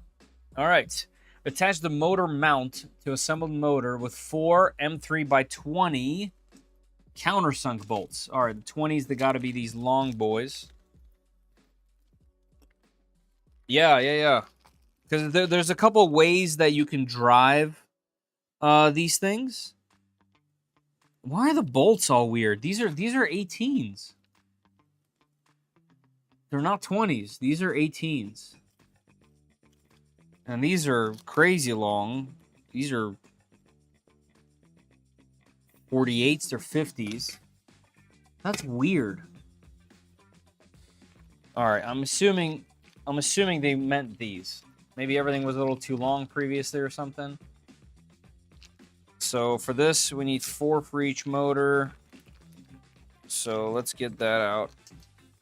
For each of these, be mindful of the motor's orientation with the motor mount attached. The wires from the rear of the 550 motors need to be routed along the flat side of the motor frame and into the main frame. There's a zip tie hole on the motor frame for cable management. Okay. Mount the flange coupling to the drive gear with 4 M3x6 button head bolts. That's these guys. And these are... No, these are not button heads. These are also not button heads. Huh? Guys, you're confusing the crap out of me. These are all countersunk, right? They're not mixed in? No, all countersunk. Countersunk. Countersunk.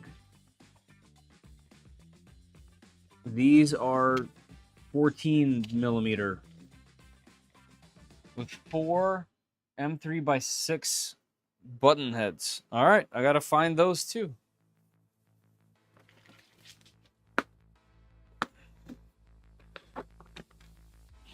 And I think I might not have enough button heads, but these should be 6 mils. Let's check. Yes. Okay. So let's see. 1, 2, 3. Uh-oh. All right. 4, 5, 6, 7. Do we have an 8? Oh no. I have 7. I have 7 of them. Yeah, I don't have another 6 millimeter. Oh wait, hold on. Psych. I have to be sorted screws. And I have a lot of them. And there are 6 millimeters in here. And there's 1 silver button head. That is wild. Yeah, I need to do a screw sorting stream for sure. I have so many screws to sort. So it's 2 sets of treads, not 4 wheels. I was wondering why 2 motors. Yeah, it's 2 sets of treads. With countersunk screws, you measure the entire length, not just the threads. Oh, Petty, that's good to know, but these are not countersunk. They're specifically... Oh, you mean those with, like, these. you don't just put them like this. You go to the very bottom like that. And if that's the case, are these 20s? Yes. If that's the case, then that's true. Can't remember how much money 100 bits is, but cash in your pocket when you get them. Tulsa, seriously, like, I really, really appreciate that. That's great. You know, like, Twitch isn't like a moneymaker thing. I'm just having fun with it. And I don't know the ins and outs of all the things, but I definitely like it. I'm enjoying it more and more. And as soon as I have any kind of time to put into it, I'd love to make that experience better. The DeathRacers and the Dragsters are fun to watch. Yeah, the Dragsters are fun to watch too.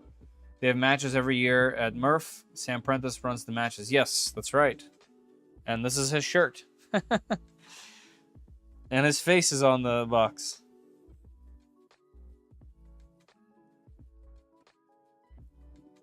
Okay, so let's start with the first thing. It says attach the motor mount to the assembled motor with 4 M320 countersunk bolts. Okay, so we're doing that first. Let's swap our bit. That is what? That's this. Let's take a motor, and then we're gonna worry about the wires. Where are these things? Right over here. Okay, so let's look at the picture. Picture is showing me this, but it's not showing me the wires. That's going to be important. Be mindful of the motor's orientation with the motor mount.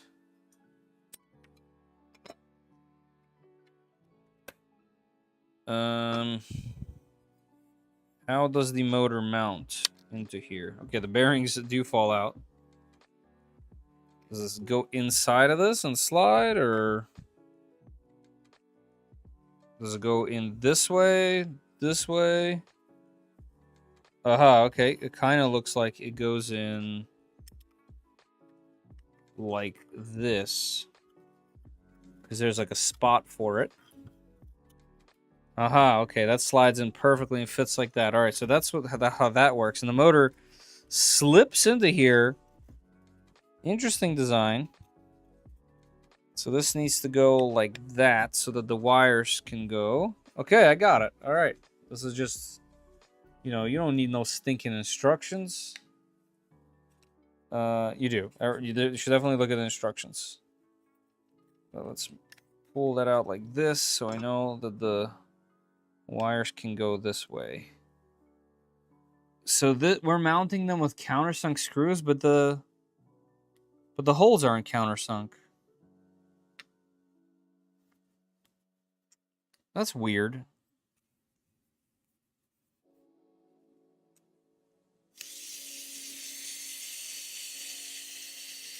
Is that gonna work?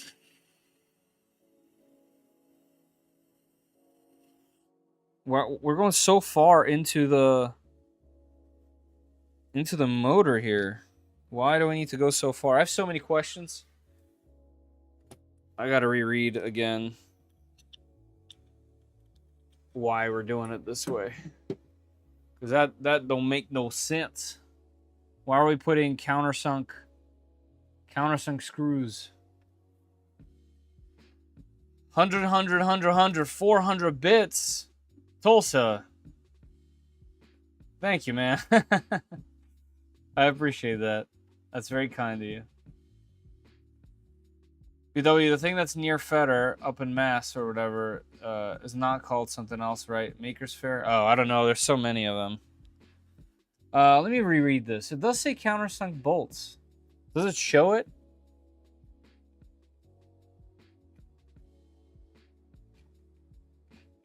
No, it doesn't show it. Great. Next layer. Are you still in here, buddy? If you are, does that seem right? Something doesn't seem right to me.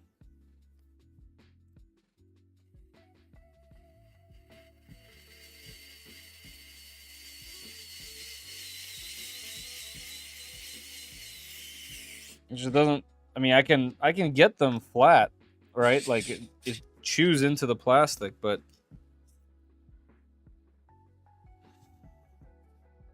why such a long bolt when that motor spacer is like it's held on by maybe like 1.5 millimeters?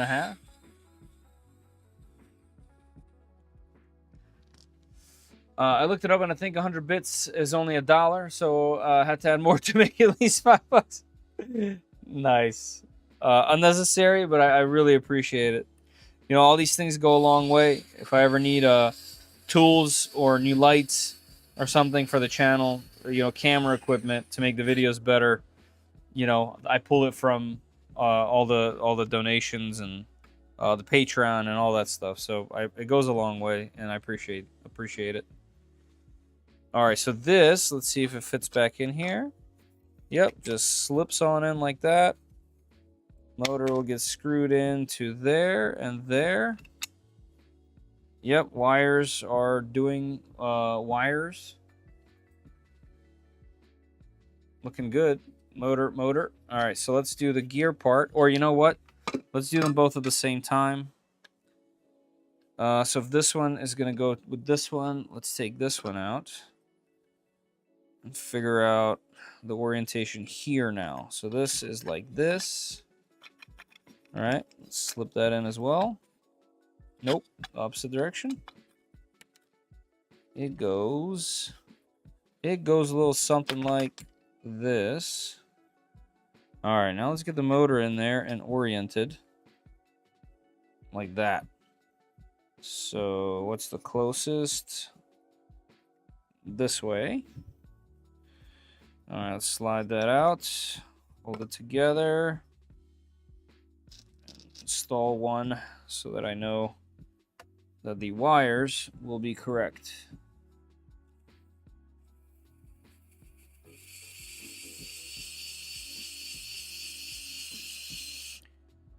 And threads. One up, push again, threads, and oh yeah, into the plastic we go. I don't see anything from Tulsa King. Did you mute me? He's talking on Twitch. Zooming.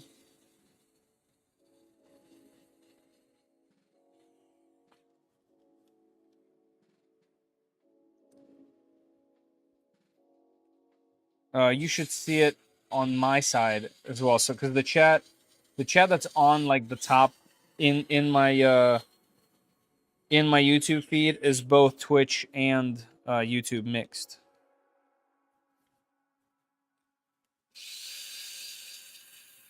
Which is very convenient, by the way. But yeah, that's what I mean by making sure that I can see if when there's a raid. Because it comes from Twitch side, but I have no idea. It doesn't show me anything anywhere. All right, both of those are assembled. Now let's do this drive gear situation so we can figure that out. So these are the drive gears.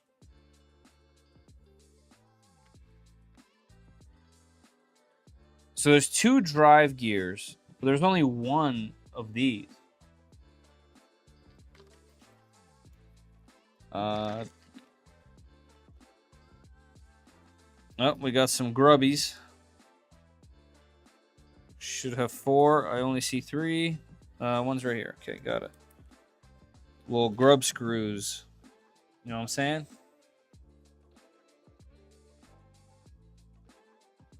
All right. So, didn't know you could do that, and I was wondering what the gems were. Yeah. It's yeah. They have their own whole ecosystem with different gifts and all kinds of stuff. That's good. Mount the flange coupling to the drive gear with 4 M3x6 button head bolts. All right, those are going to be for me. And I think I need a smaller... Yeah, I need a smaller tool. What is it? We need a 2. There we go. All right, let's install that. Oh, man. Okay, this tool is winning me over. I think it has more torque than the. I don't think it's true. It definitely has more torque. I mean, this is crazy. Okay, I'm gonna say it officially here because this was my previous favorite with the 2-gear select, and I used it in one. Yeah, I mean, you could tell this has more juice and more beef. I would suggest the block. I would suggest the block over the precision kit. I saw the smile, you knew. Yeah, I do. That's why I was saying it. Oh, yep, that hurt. That hurt. Ow. I think that spun the gear in my finger and pulled it over some skin there. All right, one of these is together. Let's get the next one.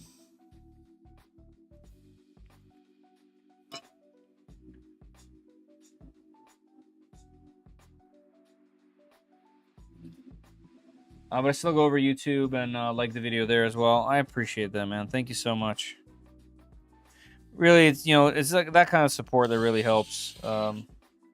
I don't have a very strong Patreon following or member following. Like I know some YouTube channels, most of their money even comes from just the partnership ones, like the Patreon and YouTube members.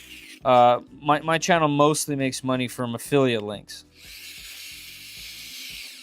And my views specifically have been just dropping tremendously. I like the streaming part, and I have similar stream views to my video views, which is hilarious.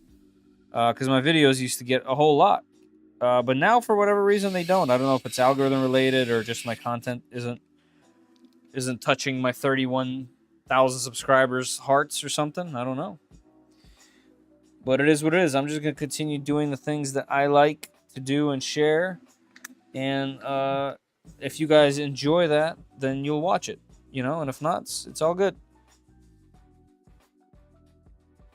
I'm definitely not trying to just do what the YouTube algorithm does. I definitely enjoy doing this way more when it's stuff that I actually like to do and want to do, instead of it being a thing that I do to please the YouTube overlords,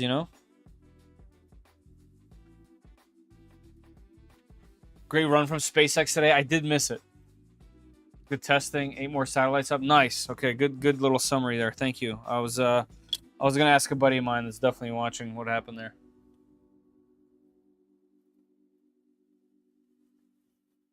Tech has the watching the entire flights. Yeah, that's great. That's great.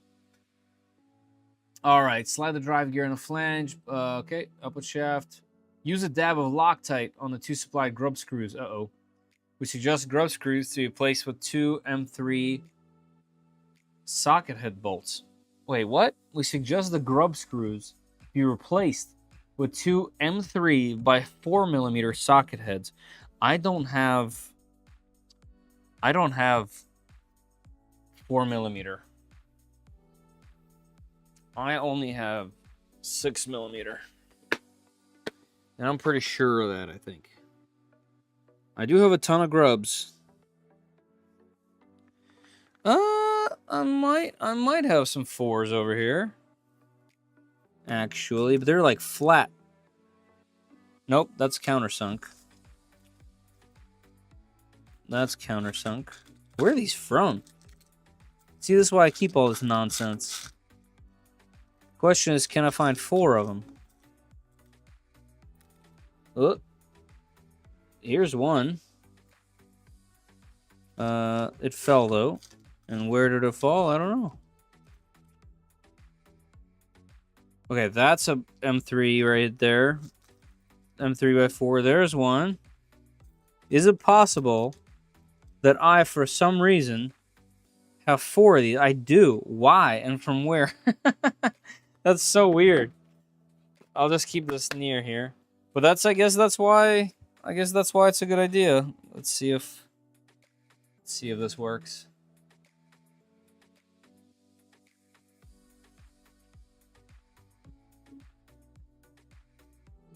Hey, Blind Gray. How you doing, man? PPS. PPS stands for polypropylene saline. No, I don't know. I don't know exactly what it stands for. To be fair. All right, these do fit. All right, let me get my Loctite. I guess there's space around these things for this level of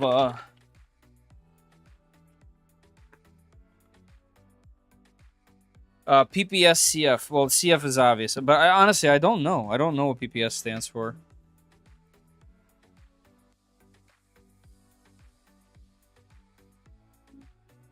I can't use my printer for some dumb reason to change its IP, and there's no way to make it static on the touchscreen or the web interface. I think Clipper won't allow to change it. I do that. Well, this doesn't help your situation. I set my static IP through my router. Maybe that could help. Yeah, I definitely set mine through my app directly on the router. And I do that with the printers because I also, at the same time, isolate them on the network, so you can't get to other devices even though they can get online. They can't see the rest of the devices.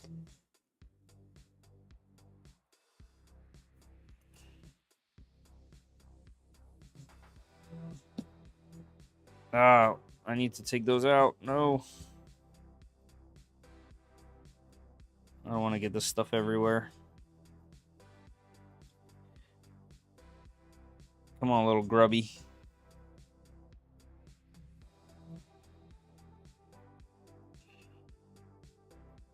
All right, let's get this out of there.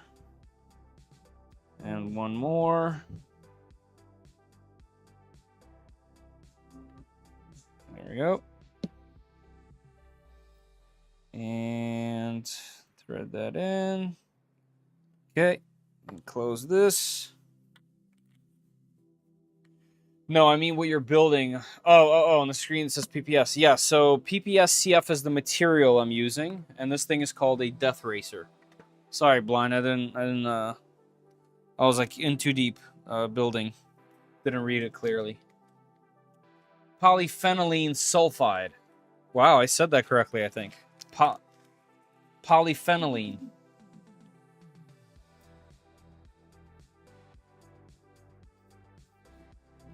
Then I might move it to its own network. Yeah. Yep. Yeah, that's probably the best way to do it. All right, slide the drive gear and flange over the planet. Okay, we did that. Yep, we replaced them with M3 by 4mm socket heads. When tightening them onto the flange coupling, ensuring that one interfaces with a flat spot on the output shaft, secure the motor mount to the motor frame using 4 M3 by 12 countersunk bolts. The motor to the frame. All right, so that's that. But what about this? There's no depth. There's no... How far do I put this on there? Oh, just to the end. Wait, is there an end?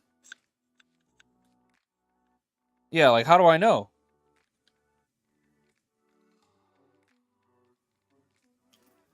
I'm a little confused.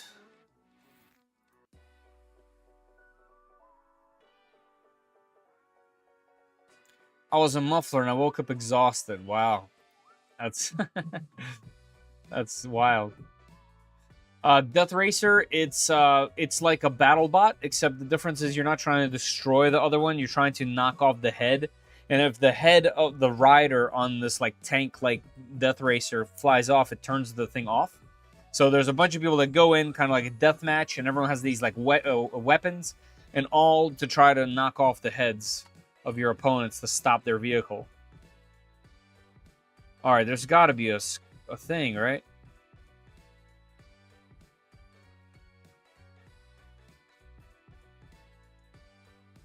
Loosen the grub screws holding the drive gear assembly in place and the gear by... Okay, so that... Okay, so we're putting that on first. All right.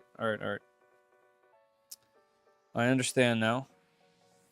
So this just gets put on somehow. and then you worry about it later.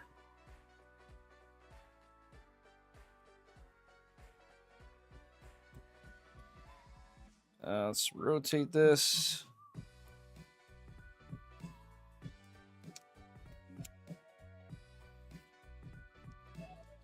Okay. Why am I tightening these again? Aren't I gonna have to just loosen them? Yeah, I'm just gonna keep them. I gotta keep this one a little bit tight because it has to remain on the flat part. Okay, and it is attached. All right, and then we're gonna slide this in here like that, and then we are gonna grab. We're gonna grab countersunk 12mm screws. That might be these, actually.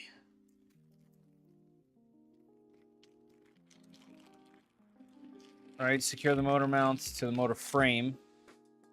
2, 3, 4, 5, 6, 7, 8. Just to double check. These are 10s. Those are 10 mils. Are there 12s in here?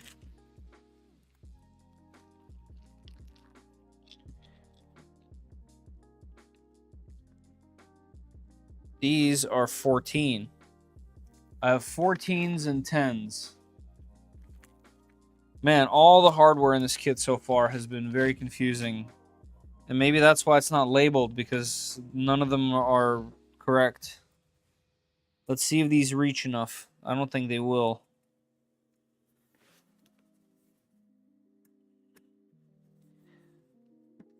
I guess they do. They do reach. Did I see how far they reach? Yeah, I mean, that's barely anything. I think I would rather use the longer ones. Let's see if I can use the longer ones and see where it goes. These aren't confidence inspiring. You'll leave the pinion loose until you get installed the proper backlash to the drum gear. Yeah, that's what I figured. Weave, thank you for coming in here and saying that. Oh, wow, this is cool. It's a 3D print thing, or just a thing you buy as a kit? So you buy all the electronics as a kit, and then you print everything else yourself. And then all the events have, you know, they run these things. So if you ever go to an event, I guess you can partake. Honestly, if you're blind, it'd be pretty hard to enjoy, obviously. But maybe you might be able to watch it like through YouTube and see if you think the idea is cool. Then, I'm just trying to, you know, trying to be helpful. All right, now with that in there, that's gonna be yeah, okay, that's peeking through, and that's gonna be better. And if we need more of these, I don't know what we're gonna do, but that's giving me confidence. Man, it is poking through quite a bit. I don't know. You guys see right there? Like, they're poking through quite a bit. Obviously, that's not a bad thing. But if we need more of these screws, I'm not going to have enough. Should I just do like half and half? The 2 of the larger ones, 2 of the smaller ones? These small ones just barely grip, though.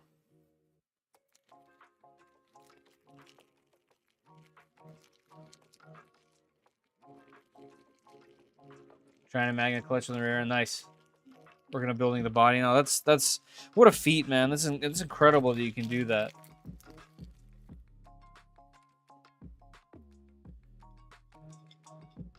Hey, LTX. Yeah, see, like, just when you drop it in, it's already all the way in. So, I mean, how am I just getting just a few threads? Yeah, I mean, yeah, I can't do that. That's not right. All right, I guess it does go in some. No, I mean, we're only getting like 2 or 3 threads. Nah, dog. I'm gonna have to pass on these smaller ones. I don't have any countersunk screws of my own, so if we need those longer ones in the kit, I'll just have to buy some or something. All right, we're gonna use the longer ones.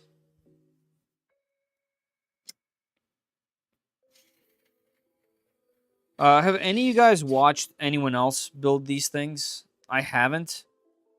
Like I know Dave is building one, and Terry, his wife. Yeah, but this side went in perfectly. Yeah, this side is flush, perfect. All right, I mean that's in there. This is how it's supposed to be sitting. Quite the unit.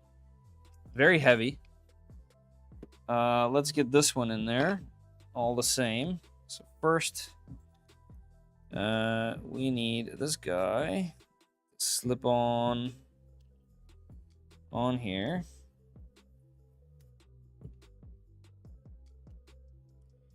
Which one is in the way? This one on the back? Yep. Okay. Let's get this on here. Let's turn this.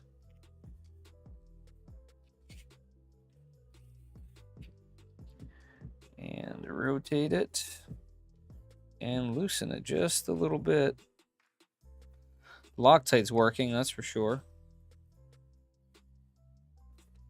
Loosen it so I can move these. There we go. Like that.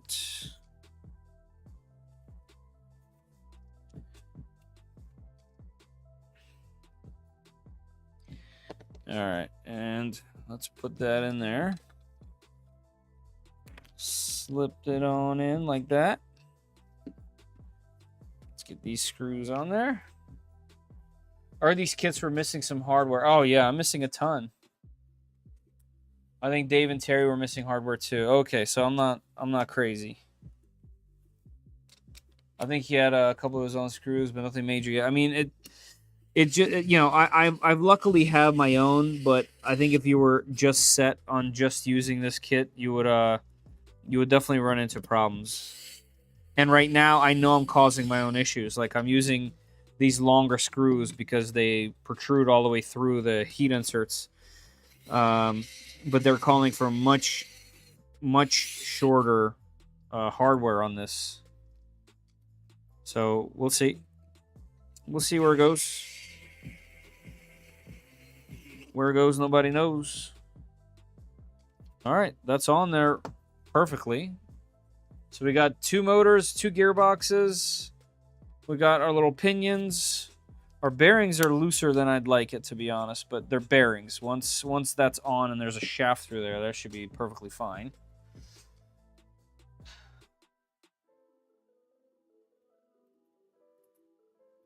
.20 saw bar. So I opted for the dual. They're not hammers, but so one you can spin with them. There's 2 carbon fiber rods with 2 of these like knife looking things.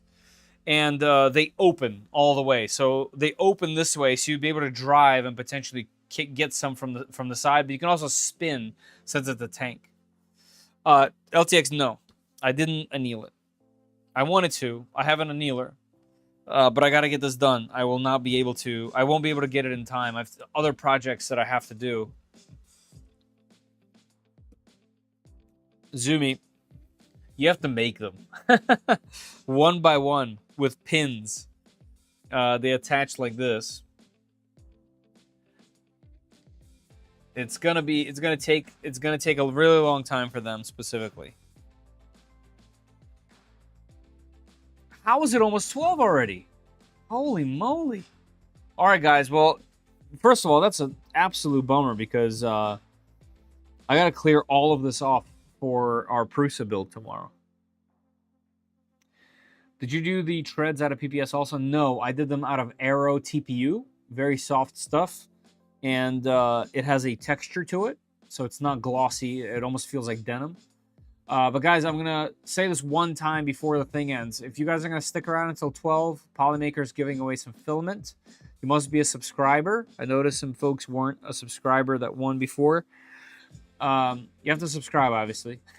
We also have to be here to receive the prize via chat. So stick around. I'll probably pick shortly after 12.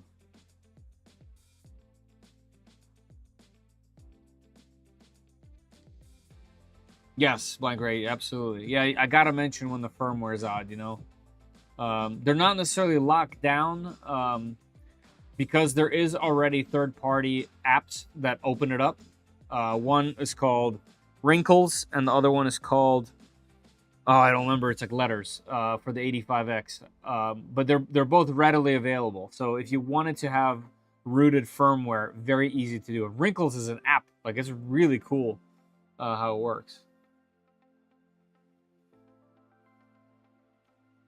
Yes, 100%. 100%. And I'll be like, nah, it's a raw dog in it. A Sarai Tech. Yes, it's Sarai Tech Aero TPU. Yeah. 12 EST. Yes, there's a countdown on the giveaway page. There's 11 minutes left at the moment. I unsub just so I can sub again. Printopia. Yes. Yeah, Printopia. That's what it's called. And next year it's moving to Philadelphia. Sarai Tech has really been impressing me. I've been printing with it more with various Sarai Tech filaments more and more, and they're crushing it. They're crushing it. Very under the radar. All right, so we did this. Now we're here. Drive wheel A and idler wheel A. That's these two. Where do these have gears? I'm confused. Why is where is the what's the other one going to drive? There's no gears on that side. What's the other motor, the second motor, going to grab? Oh, did I not print enough of these? Oh, I need to print another set of these. Each side gets an A and B and a 1 and 2. I only printed... I for some reason just completely blanked on that. Okay, that's why. Whoops. Okay, I understand now. Yeah. Okay, so these things lock together, and this is for one side. I need to print this set again. Okay, I will. No problem. At least you have an excuse now when it gets broken. I should have annealed it. Right. You hate it when that happens? Yeah. It's okay. At least we caught it now, you know? It could have been worse. Like, I could have started the stream and not had it right off the bat, you know, and couldn't build it. That would be a problem. All right, so these are keyed, so there's no way to mistake them. So let's take this one and this one. Oops. Hopefully a really long piece of hardware goes through them. Wheels can be... Okay, they can be attached with a countersunk 50. That's this. That's long enough to go through? I guess it is. Neat. That's right. All right, so we got 2 of these. And each one of them does have... Yeah, they have... we have threads on them. So let's see how this works.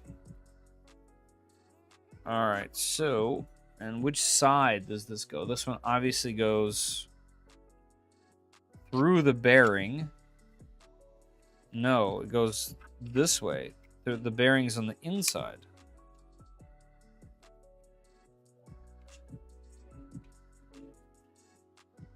Unless I did something wrong here as well. No, it looks good.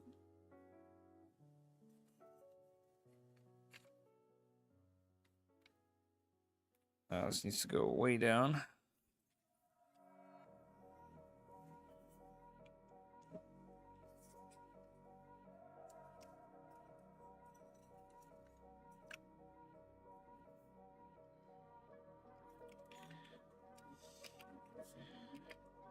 Okay. Just trying to make sure this backlash is somewhat okay. How'd this get tightened again? Oh, it's the...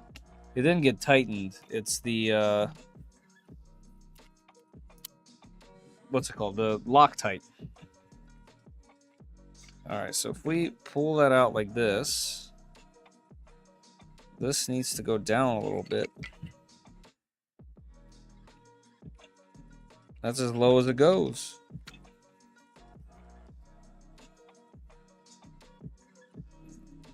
It needs to go just a hair lower, but something's in the way. Well, let's see how this behaves. So, this guy goes on this side. Okay, the fitment there is perfect. Okay. And now I'm guessing this goes through this side. It does. Oh, yeah. That works. Okay.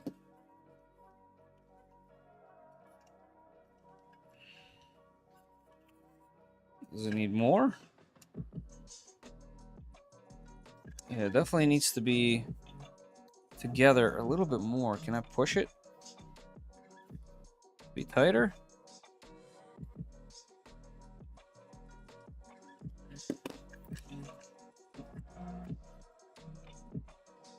Definitely a bit loose. I need to undo it anyway because of the backlash portion. Let's see how this works.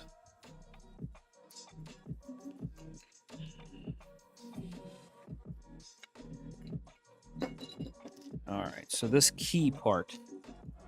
Is it bottoming out? Oh, yeah, okay, so that can't go anymore. So that little bit of wobble left and right, that's just how it is. Okay, so maybe you can control it with this. Ah, okay, so with the backlash, you kind of set... okay, so it's all the way bottomed out, and you can kind of put a little tiny bit of pressure on it. This way. And, like, hope that that bearing kind of stays where it is. Interesting. I guess that's why they have Loctite on this part. It's a little bit...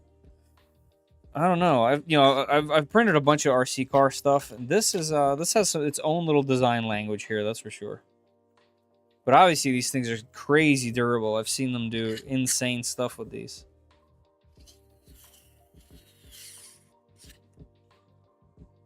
All right, let's go in there. All right, so it is a little loose, which is interesting.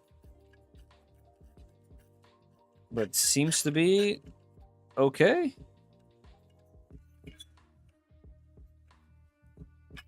This looks like a ridiculous tool of some sort. I think I have to reduce this a bit. It's not sitting absolutely straight. All right, let me undo that part.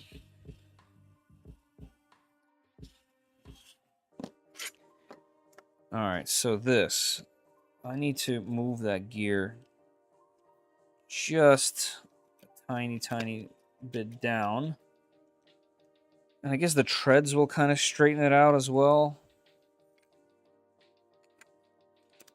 I'm surprised. I think the part that I'm really surprised with this wheel right here, this wheel design, is I'm really surprised that there isn't bearings on both sides of the shaft.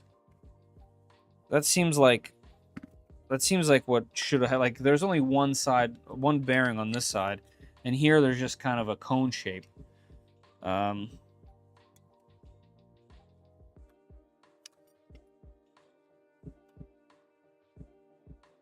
Yeah. Seems a bit odd. But I know that's right.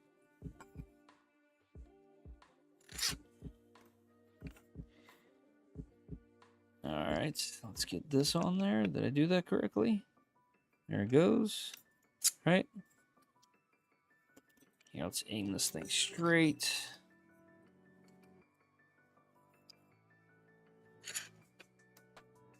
Yep, right there. And that's on. Yeah, okay. Yeah, so there's a little bit of movement, but I guess that's okay. Yeah, there we go. That feels much better in terms of actually moving that motor. Okay. Let's see. We got a couple more minutes left, by the way, in the giveaway. If you guys are coming up just now, there is pinned comments both in Twitch and YouTube. If you guys are going to be sticking around, you have to sub to the channel. And Polymaker's giving away some filament. So we'll choose a winner in a little while. But when it gets in the zone, yeah, I haven't been looking.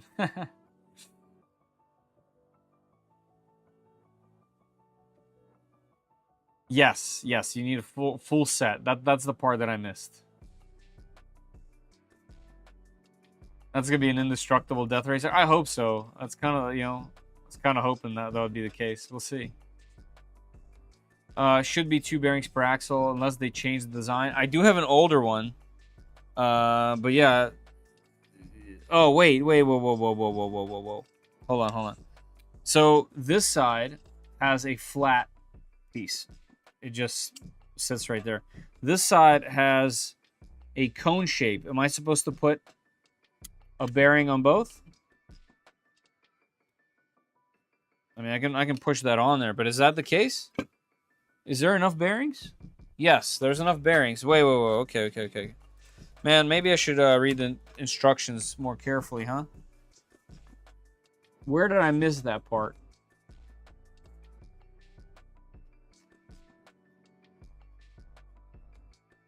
So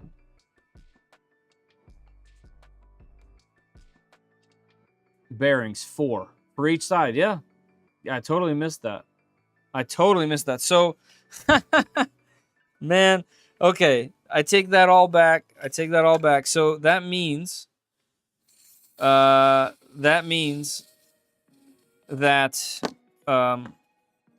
one, the back side is going to change.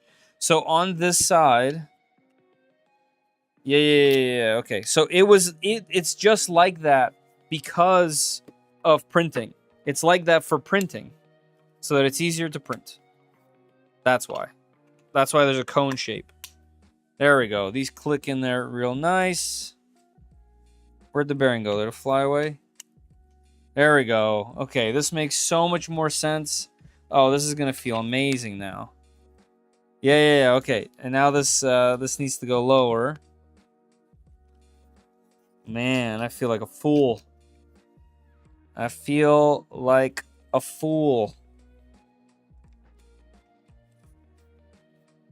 Hey, stay in school, boys and girls. Read the instructions. There we go. Definitely do as I say and not as I do. Boom. Oh, yeah. Yep. That's how that's supposed to be. Wow. Well, thank you. Where was it? Weave, thank you so much, man. Or Woo Man. Thank you. I appreciate that pro tip. All right, we'll stick with this going on this side, I'm guessing. Does that show me this? Yes, I guess here. Both of them go on the same side. So that's why. Okay, these wires have to go in the inside, or else they will be rubbing our wheel.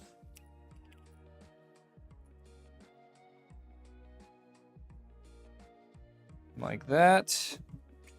And this can go through. It does.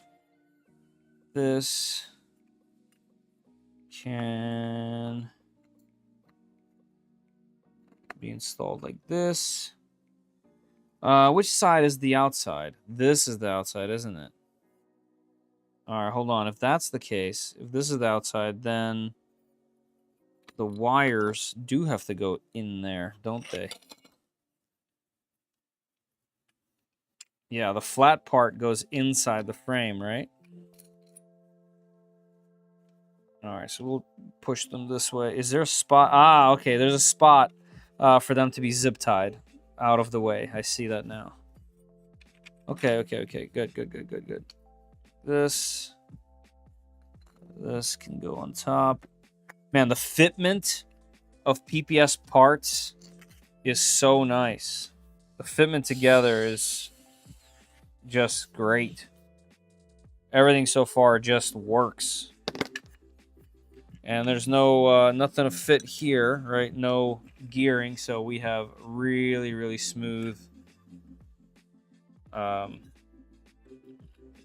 Awesome.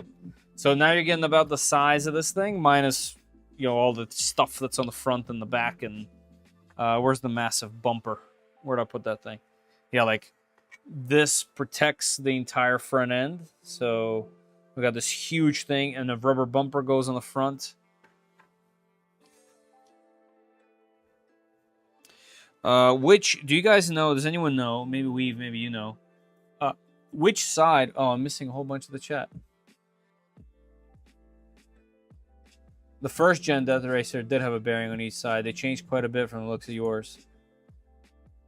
Yep, they changed the design. They only use one bearing instead of two. Oh no! I guess it didn't change it. All right, cool. I'm really happy that you told me about it. I don't even know where I would have been.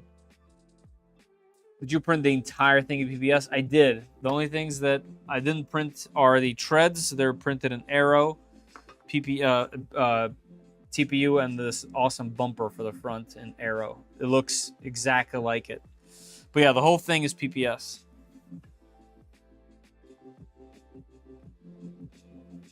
There's zip tie to keep the wires out. Yes, Josh, thank you. I just saw that. He's going to like that. I don't know how much he appreciates wire management. How did you... you knew it right away. Yeah, I definitely like that. And I thought I saw zip ties in the kit. No? I think I left them in the box. It's okay. I have my own.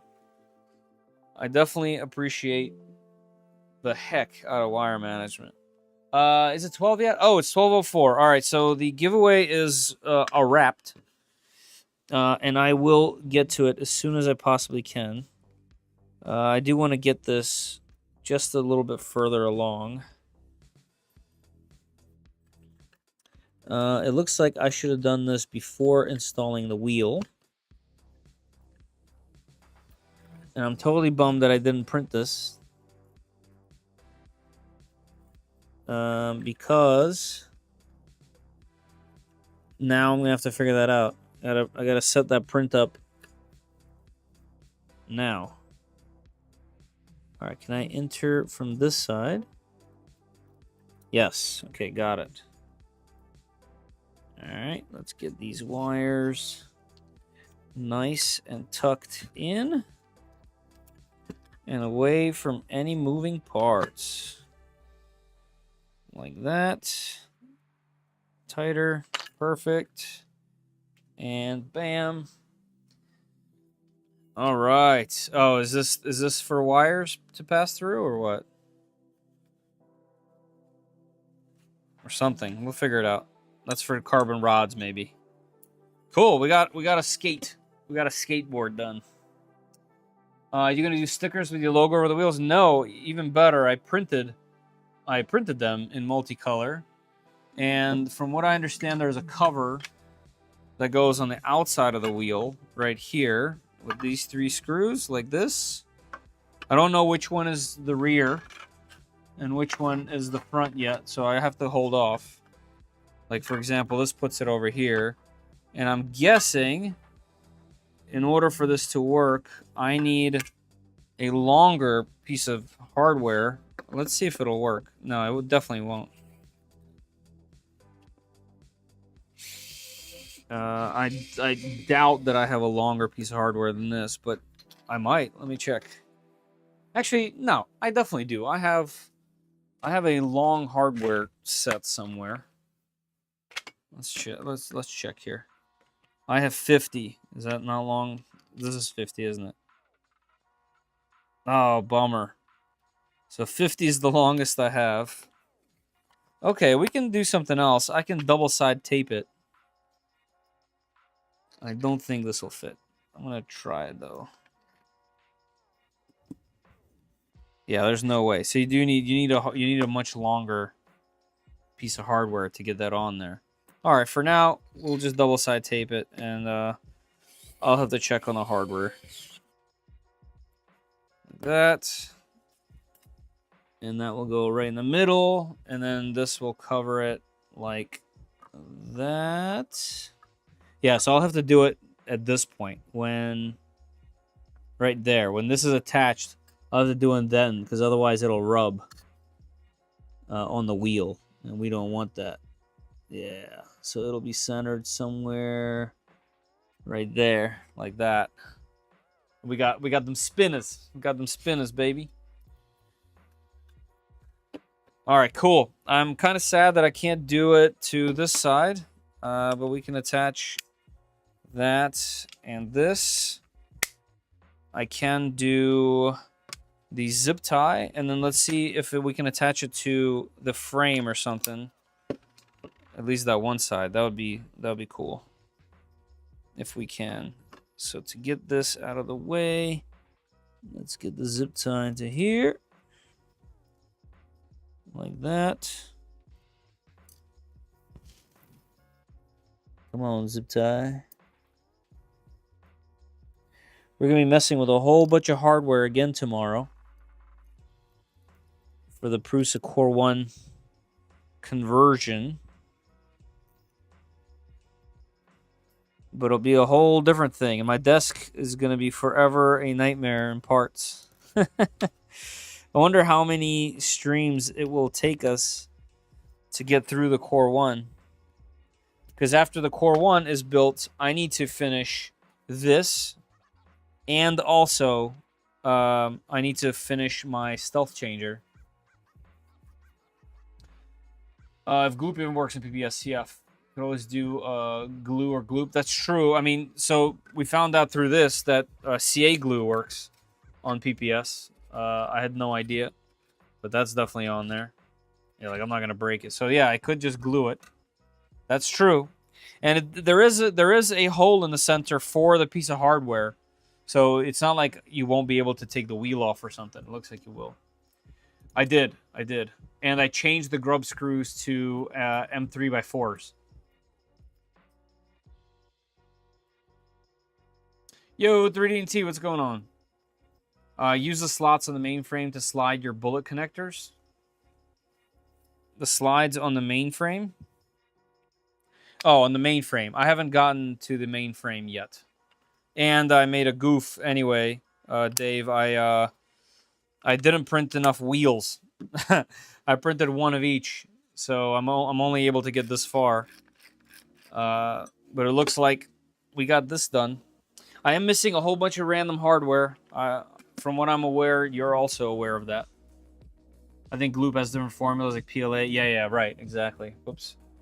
I made the same mistake on my first one. Oh, with the wheels? Hey, Collie. I was on a 45-minute delay. Ooh.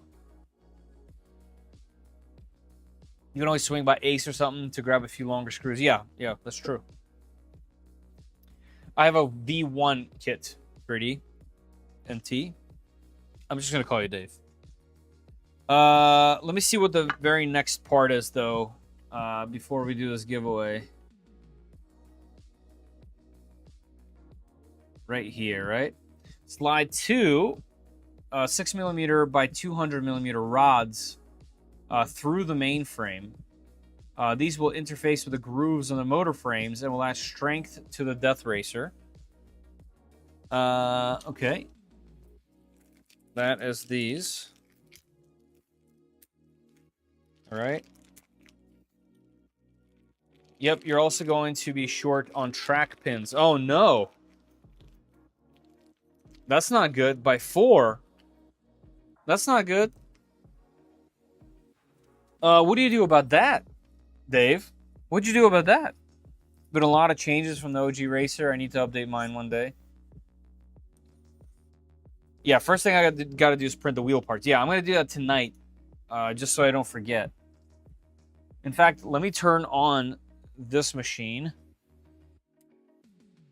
I think it should be plugged in, because I printed PPS-CF on it last. It is. Death Sun S1 Pro is going to take care of the wheels. I use the Allen wrench to cut them. Oh, wow. Yeah, I mean, I do have those. I do have them. You know what else that might work? Well, not for 4 of them, probably. I have one of these, what are these things called? It's like a clog thing.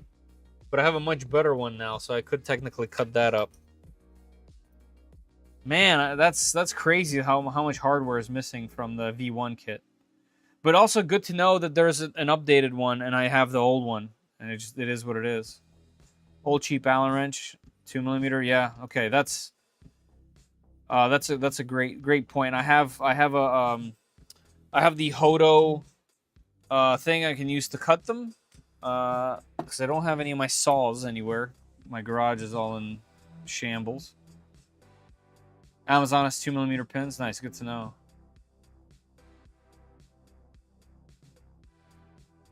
Hey, Adder of Adam. Do not use the wire for the switch. Too small of a gauge. Do not use the wire for the switch. What do you mean?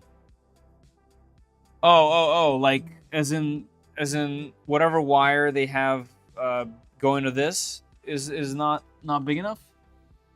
I don't even see any wires. Oh, that was this little tiny red thing.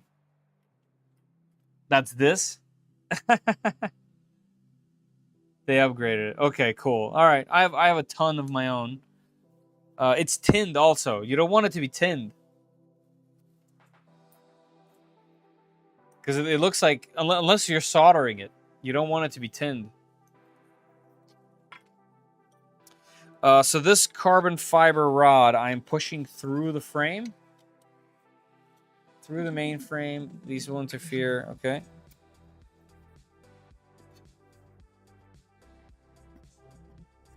Are these kits now upgraded? Yeah, it sounds like it, Kali.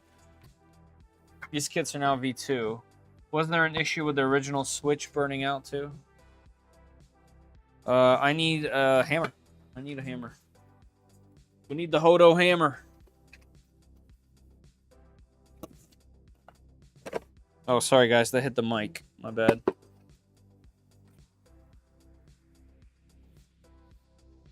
That was from the wire. They changed the switch also. Oh man. Okay. Okay. So these 200mm carbon rods. Am I just pushing them all the way through? Look, I'll never get these out. Oh, you know what? I have a little rubber tip for the Hodo hammer. The fact that the words Hodo hammer roll off so easy off the tongue is kind of crazy. Hammer time. Yeah, the Hodo hammer has this little rubber attachment. It shouldn't be super tight for the rods. Well, you know, it's carbon fiber CF, you know, carbon fiber PPS, so it's definitely a little bit. You gotta hammer them in, baby. There we go. We're going into the other side now. Let's get this one there too. There we go. No worries. And then I gotta make sure they're even somehow. All right, so that's all the way through, but they need to go on the other side. Might lube the carbon up.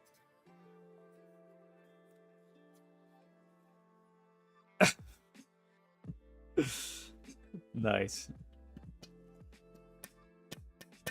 And yeah, mine says V1 like on the side of the box, so you kind of know right away.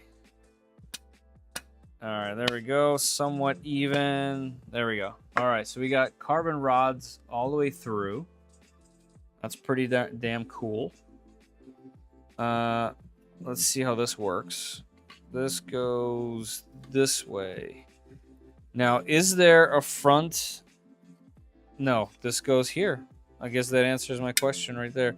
And you use this slot to put the wires through. I understand. I understand now. All right, hammer, get out of the way. So this goes in here and in here, like that. Pull this through, and this should slot into here, like that. And we're kind of aligned. Like, definitely not perfectly aligned. I wonder if this is better off on the other side. Let me check. Will this work better on this side?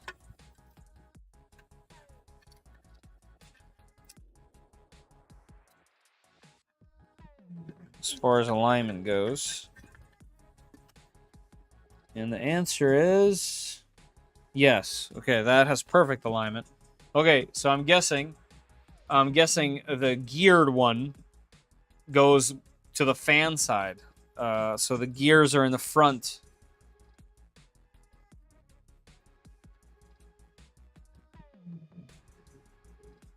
Yeah, Blind Gray, that's right. Don't hurt him, but the instructions tell you the missing parts and changes. Sorry, but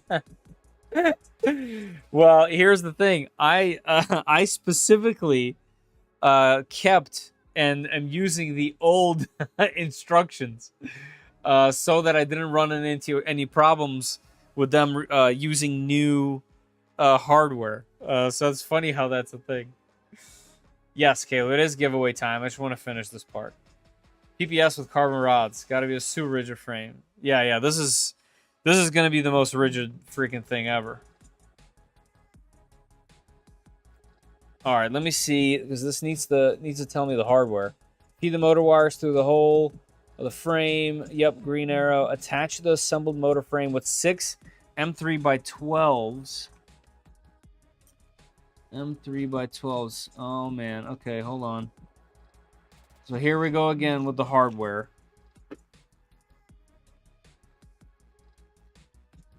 So you knew this if you read the directions? No, it's a trick.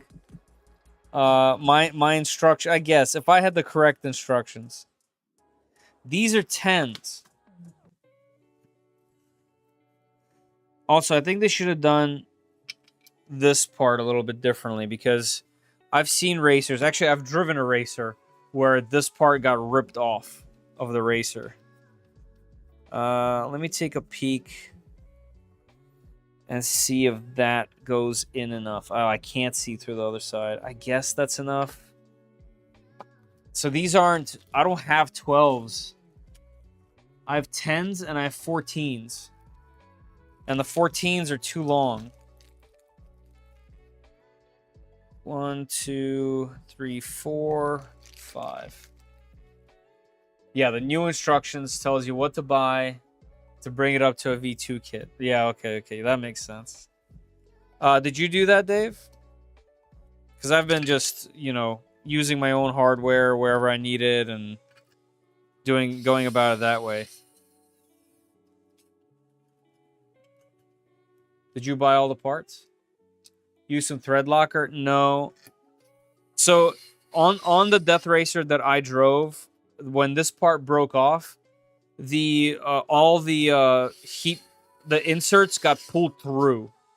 Like, it must have gotten hit so hard upward on the tread that it pulled all of the heat press inserts out of it. It wasn't like a thing where they got loose.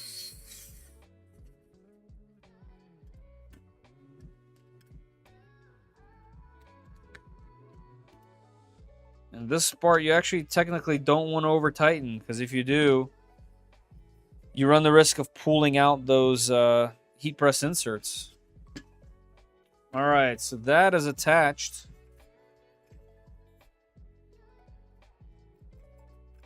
This part's attached. Maybe a little bit too much of a little bit too much tension there. I might have to pull that off and readjust. And then on this side, I'm guessing you can do that now, technically. So now, knowing that this is the front, you'd want this to be in the back. Actually, is the fan on the front? You should have enough spares laying around to finish. Yeah, I have a bunch of everything. The threads, oh my god, the threads. Use the gripper, trust me. Our hands will thank you. Your hands will thank you.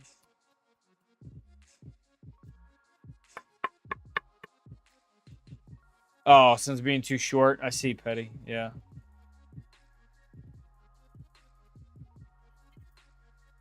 All right. How do I find out which part is the back? Actually, I think I know. Right. This part goes like that, right? And this part slides up. This guy right here slides this way.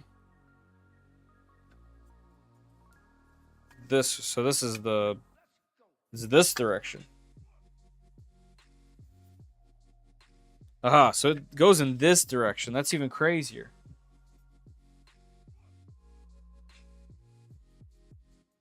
You can't miss it. The screws align in the right direction only. Front equals fan. Good. That's what I was asking. Thank you. So front is the fan. That means this cover, I would want mine to be facing this direction. And what that would do, would allow me to put on my super cool logo over here. But I guess that should be the finishing touch, huh? Yeah, that'll go like that. And we'll see where that ends up. Pretty cool. This will go like that. That should be the only splash of color right there. Everything else is just black. Okay. I guess we can do the giveaway, because this is a pretty good stopping point. And also, it's a stopping point because, well, I didn't print enough wheels. So maybe we could set that up on the FL Sun and have that start. That actually reminds me. Does this have enough PPS? It does. And since there's enough PPS, I think I can start heating the filament on this machine. Filament, dry filament. And let's get it to the highest, 60C. There's 64% humidity in there, so yeah, that's some wet PPS right there. All right, this is pretty cool. I kind of wished that we got more done, but I guess beggars can't be choosers at this point. Also, kind of a bummer to see how far you have to go to like change things like backlash. Like I have to get in there pretty deep. I might just leave it, and if it's a problem, I'll deal with it later. I might put a little bit of grease there as well, just so that all the contact points are happy. Clean the bed. Oh yeah, no, we're gonna have to put glue on there and all kinds of stuff. You should roll like that. Only one side has them. Just riding in circles. In fact, what I want to do is, because this thing doesn't have a chamber heater, let's go ahead on the hotbed and do 100. Go. And let that thing heat up real nice. And get hot. And it's also 2 beds in there. It has like an outer ring and a center ring on the S1 Pro. What a beast of a machine. I feel like it was in the conversation for a while there, and then just poofed, right? Like I don't hear anybody talking about it, and I'm definitely gonna make a video about it, especially now that I've definitely put it through its paces. I think I want to do a video that talks about all of the expensive machines. So the X1 Carbon, the H2D, the S1 Pro, the FL Sun S1 Pro, the Prusa Core 1 as soon as I build it, maybe one of my Vorons, the Voron Trident. Talk about its cons, because there are a bunch of cons actually. So I'm going to start with 2S. I have 3S lipos from other projects and other cars and stuff. But I'm gonna start with 2 just to get it rolling. I think Dave. I think my challenge.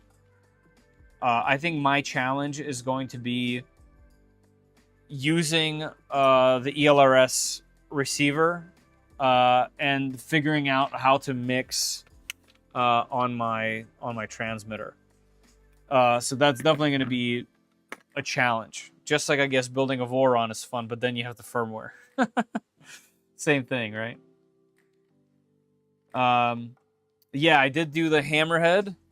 I did the hammerhead. This thing weighs the most. This is the heaviest part by a landslide. And we also have an Aero TPU front right there. You can tell the texture is just a little bit different, but it's very similar otherwise. In fact, the texture is the same. It's just that this reflects more. But yeah, this should be it.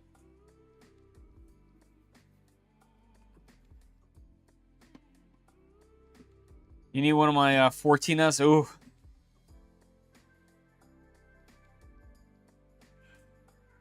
That's what the helis take. 14S. Holy. Firmware is the worst part of building a printer. 100%. 100%. It needs a touch of red and blue on that hood. I don't know. I thought about it. There are actually spots for LEDs on this, but at least for now, I want it to be just stealthed out. It's all black. Everything's black except for my logo. I think that's how I'm going to keep it for now. All right, guys, let me do the giveaway. I know you guys are all waiting. I know some people like literally stay up just for that and leave after. So let's take care of that. So looks like 50 people. By the way, this is our official giveaway number 100. I've given away hundreds of spools of filament at this point because there were several at 10, several 5s and 3s, and I actually have Chitu Systems, which said they want to give away some filament on one of my live streams as well. I'm probably going to try to incorporate it when the Core 1 is built. So we'll have a bunch. Maybe when this is built too. But whoever wins this is winning the 100th giveaway on the channel. So that's pretty cool. Yeah, 100. Yeah. All right, let's go. Yeah, I got to be up at 4 in the morning. Oh, man. Okay, yeah, you got to get out of here. All right, let's do it. Winners. We're going to draw one winner. All right, and we're going to do announce winners in widgets. Announce with avatar. Congratulations to Martin O. Martin O. Is this the Martin? Or is this another Martin? Me.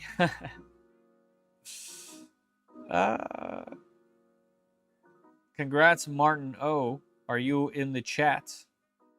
For those that don't know how I do this, yeah, could it be Shrimp Dad? It's only Martin I know. If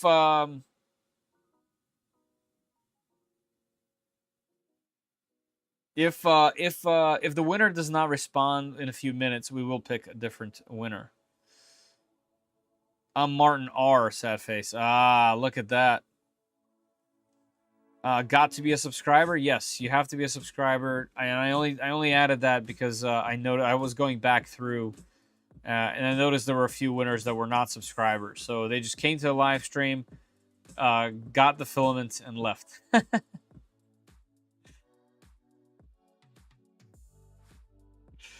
Might have more wins than all of YouTube combined.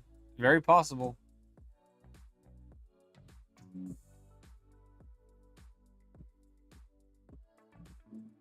Shrimp Papa. Nice.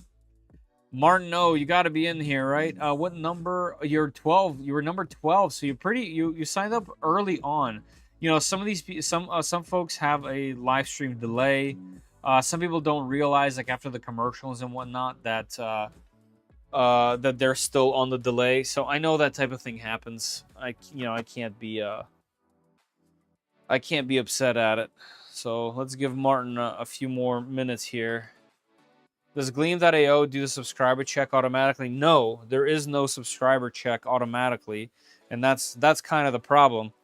That's why I added it manually. as in like I'm saying it. But yeah, there's no sub check. And if there is, it's probably a paid thing.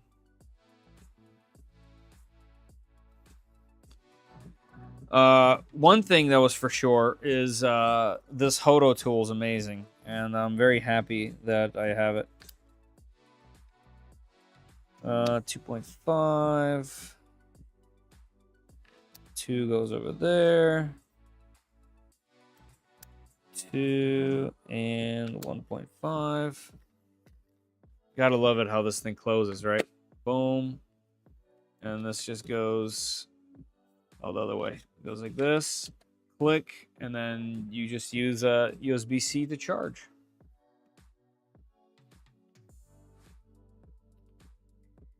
Does that work with subscribers on Twitch, though? That's actually a good point. Yeah. You should be... Well, everyone should be subscribed on Twitch, but I know not everyone uses Twitch. So, I do run a YouTube channel, so we'll just stick to YouTube. You have to be a subscriber to YouTube. I identify as Martin. That's funny.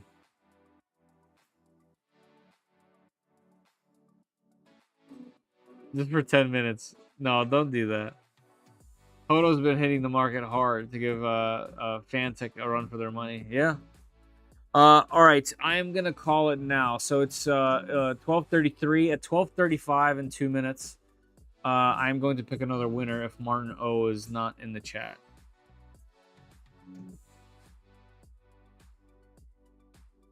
Let me see if there's a clue to the name in here. I don't want to give out his email address.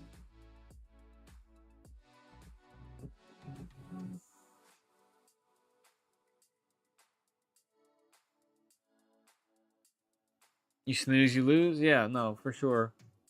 I mention it all over the place that you have to be present to be able to win. I still appreciate folks, but it is what it is. I just realized that this thing wasn't open all the way. Oh, well. I exist outside of time. All right, Matrix. 1 more minute. Martin, if you're in the chat, you want some filament, and I'd love to hear from you so I can give it to you. If not, we'll be picking somebody else.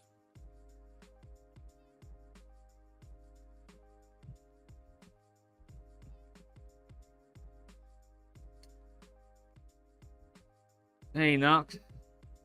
Nox, you don't happen to be Martin?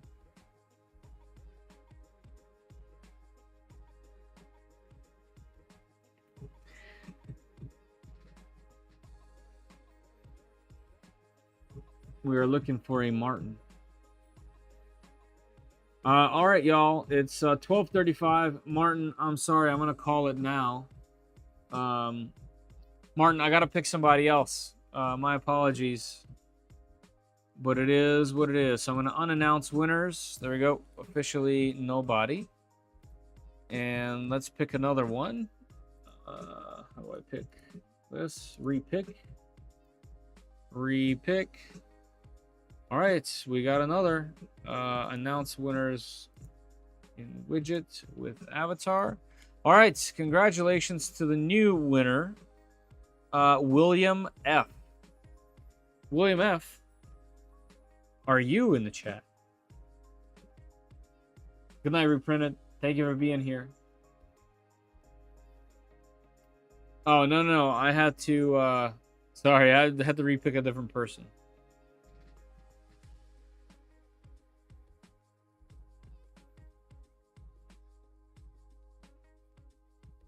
That'd be me.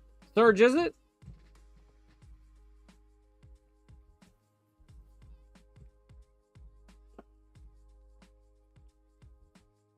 Yes. Okay. All right. Let's do the thing that we always do. What are the 3 last letters in your email? Not .com.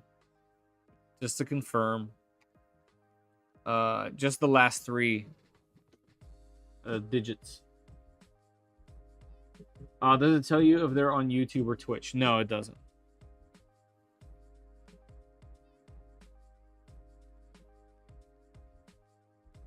Yep. All right, Serge, congratulations. You know how this works. You've been around for a long time, good sir. Congratulations. You got to shoot me an email to Feder at 3dprintsos.com. I think you might have before even.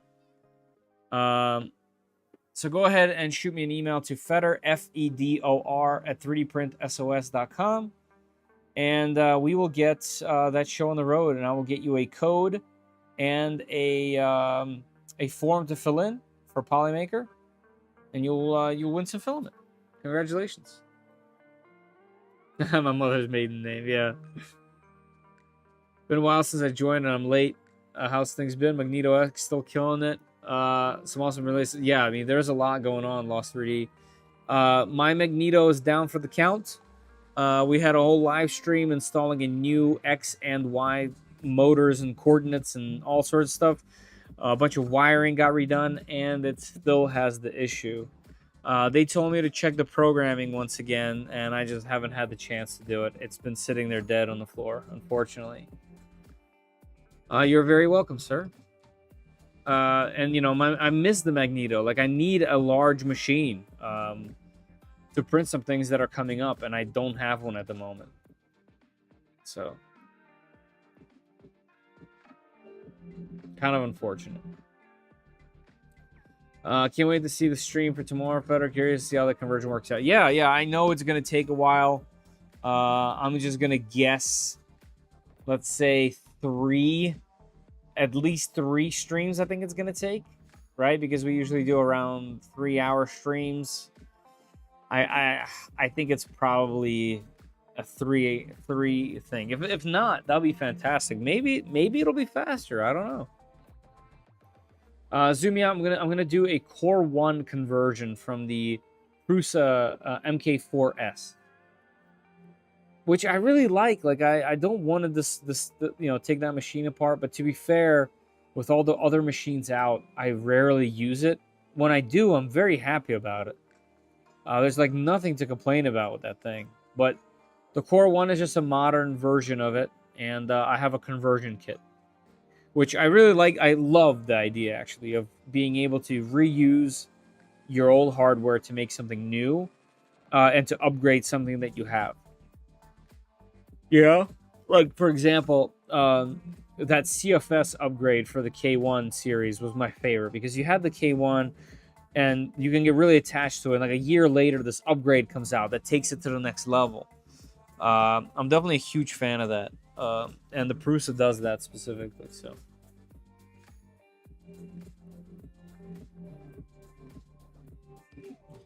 But could you close out all these windows? What do you mean? You mean like what I have open? Like these things?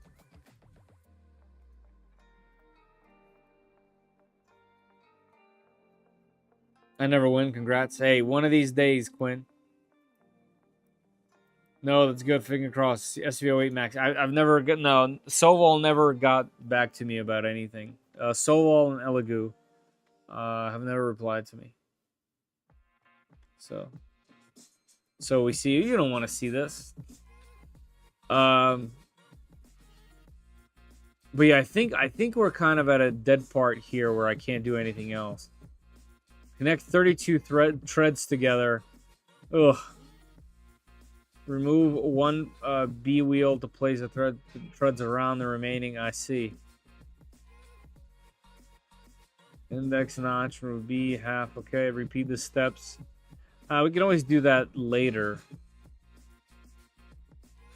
And then you go to the front nose, which is somewhat complicated. There's a lot going on.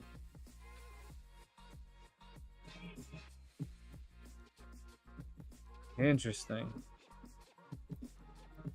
Yeah, we're gonna have to center the servos. I have something fun for that. Man, I feel like all this other stuff is definitely a little bit easier.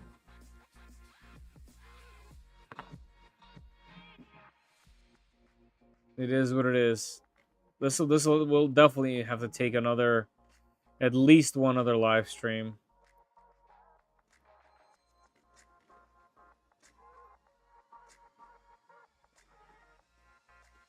All right, definitely have to use different wiring for that, huh?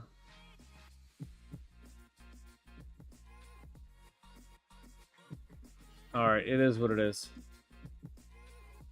Have a good night, BWs.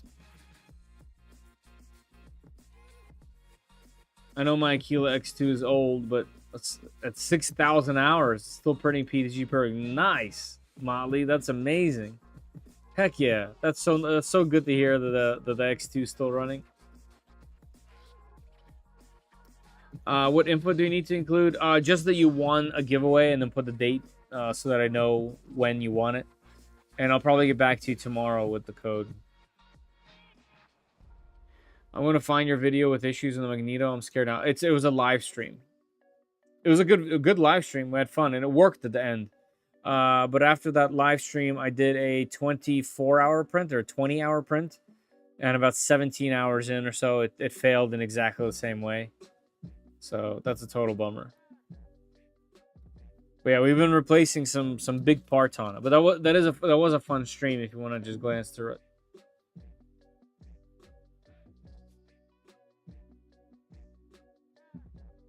Retry. My FL Sun T1 just lost communication with MCU yesterday. Been a rough printer for sure. Oh man, that's a bummer. The T1 I liked, but the S1 is on a whole different. It's a whole different level. You got to put your head on this thing. Yeah, I probably will. I have the files for my face somewhere, so we'll have to do it that way. Ah, man, I'm bummed this is gonna take so long. Both the Prusa and this build, I might even just do some of this stuff outside of a stream. But then again, there's no difference between me streaming and doing it and me doing it without the stream. So I'll just have to find the time. You know, if you guys have noticed, I've been trying to stream more per week. Just to get stuff done down here. Otherwise, it's been crazy. I'm also trying to keep it clean and neat as well. So all the mess is now in the other room. All right, everybody. I think we're going to close out here, right? Does it all fail on big prints? I'm running a 6mm nozzle and I run through a whole kilogram in 7 hours and 24. No 24-hour prints for me. I do have the smaller nozzle, and no, it's failed on short, long, all kinds. It fails at homing. Now it just doesn't move. For right now the Y does no longer moves. So, you know. Yeah, there's a few reasons. All right, everybody. Thank you for being a part of it. I had a lot of fun. I spent more time organizing this over here than actually building it, which is kind of funny. But I definitely have a grasp at how this thing works now that we've kind of messed with it. And I'm going to try to get back to it as soon as we can so I can continue on. But for now, all this is going into a basket. So, all right, everybody. Tulsa, thank you again. Guys, on your way out, check out 3dprintsos.com.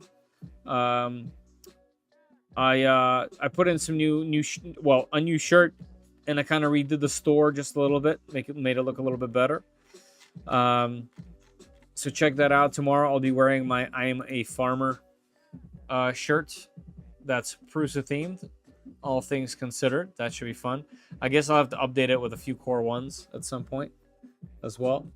But yeah, check out 3dprintsos.com. Grab yourself something. Huge support, and get you something physical, you know? You got fat boy sizes? I do. I think it goes up to how many X's? Many X's. 4X, 5X. It goes up to 5XL. So no worries there.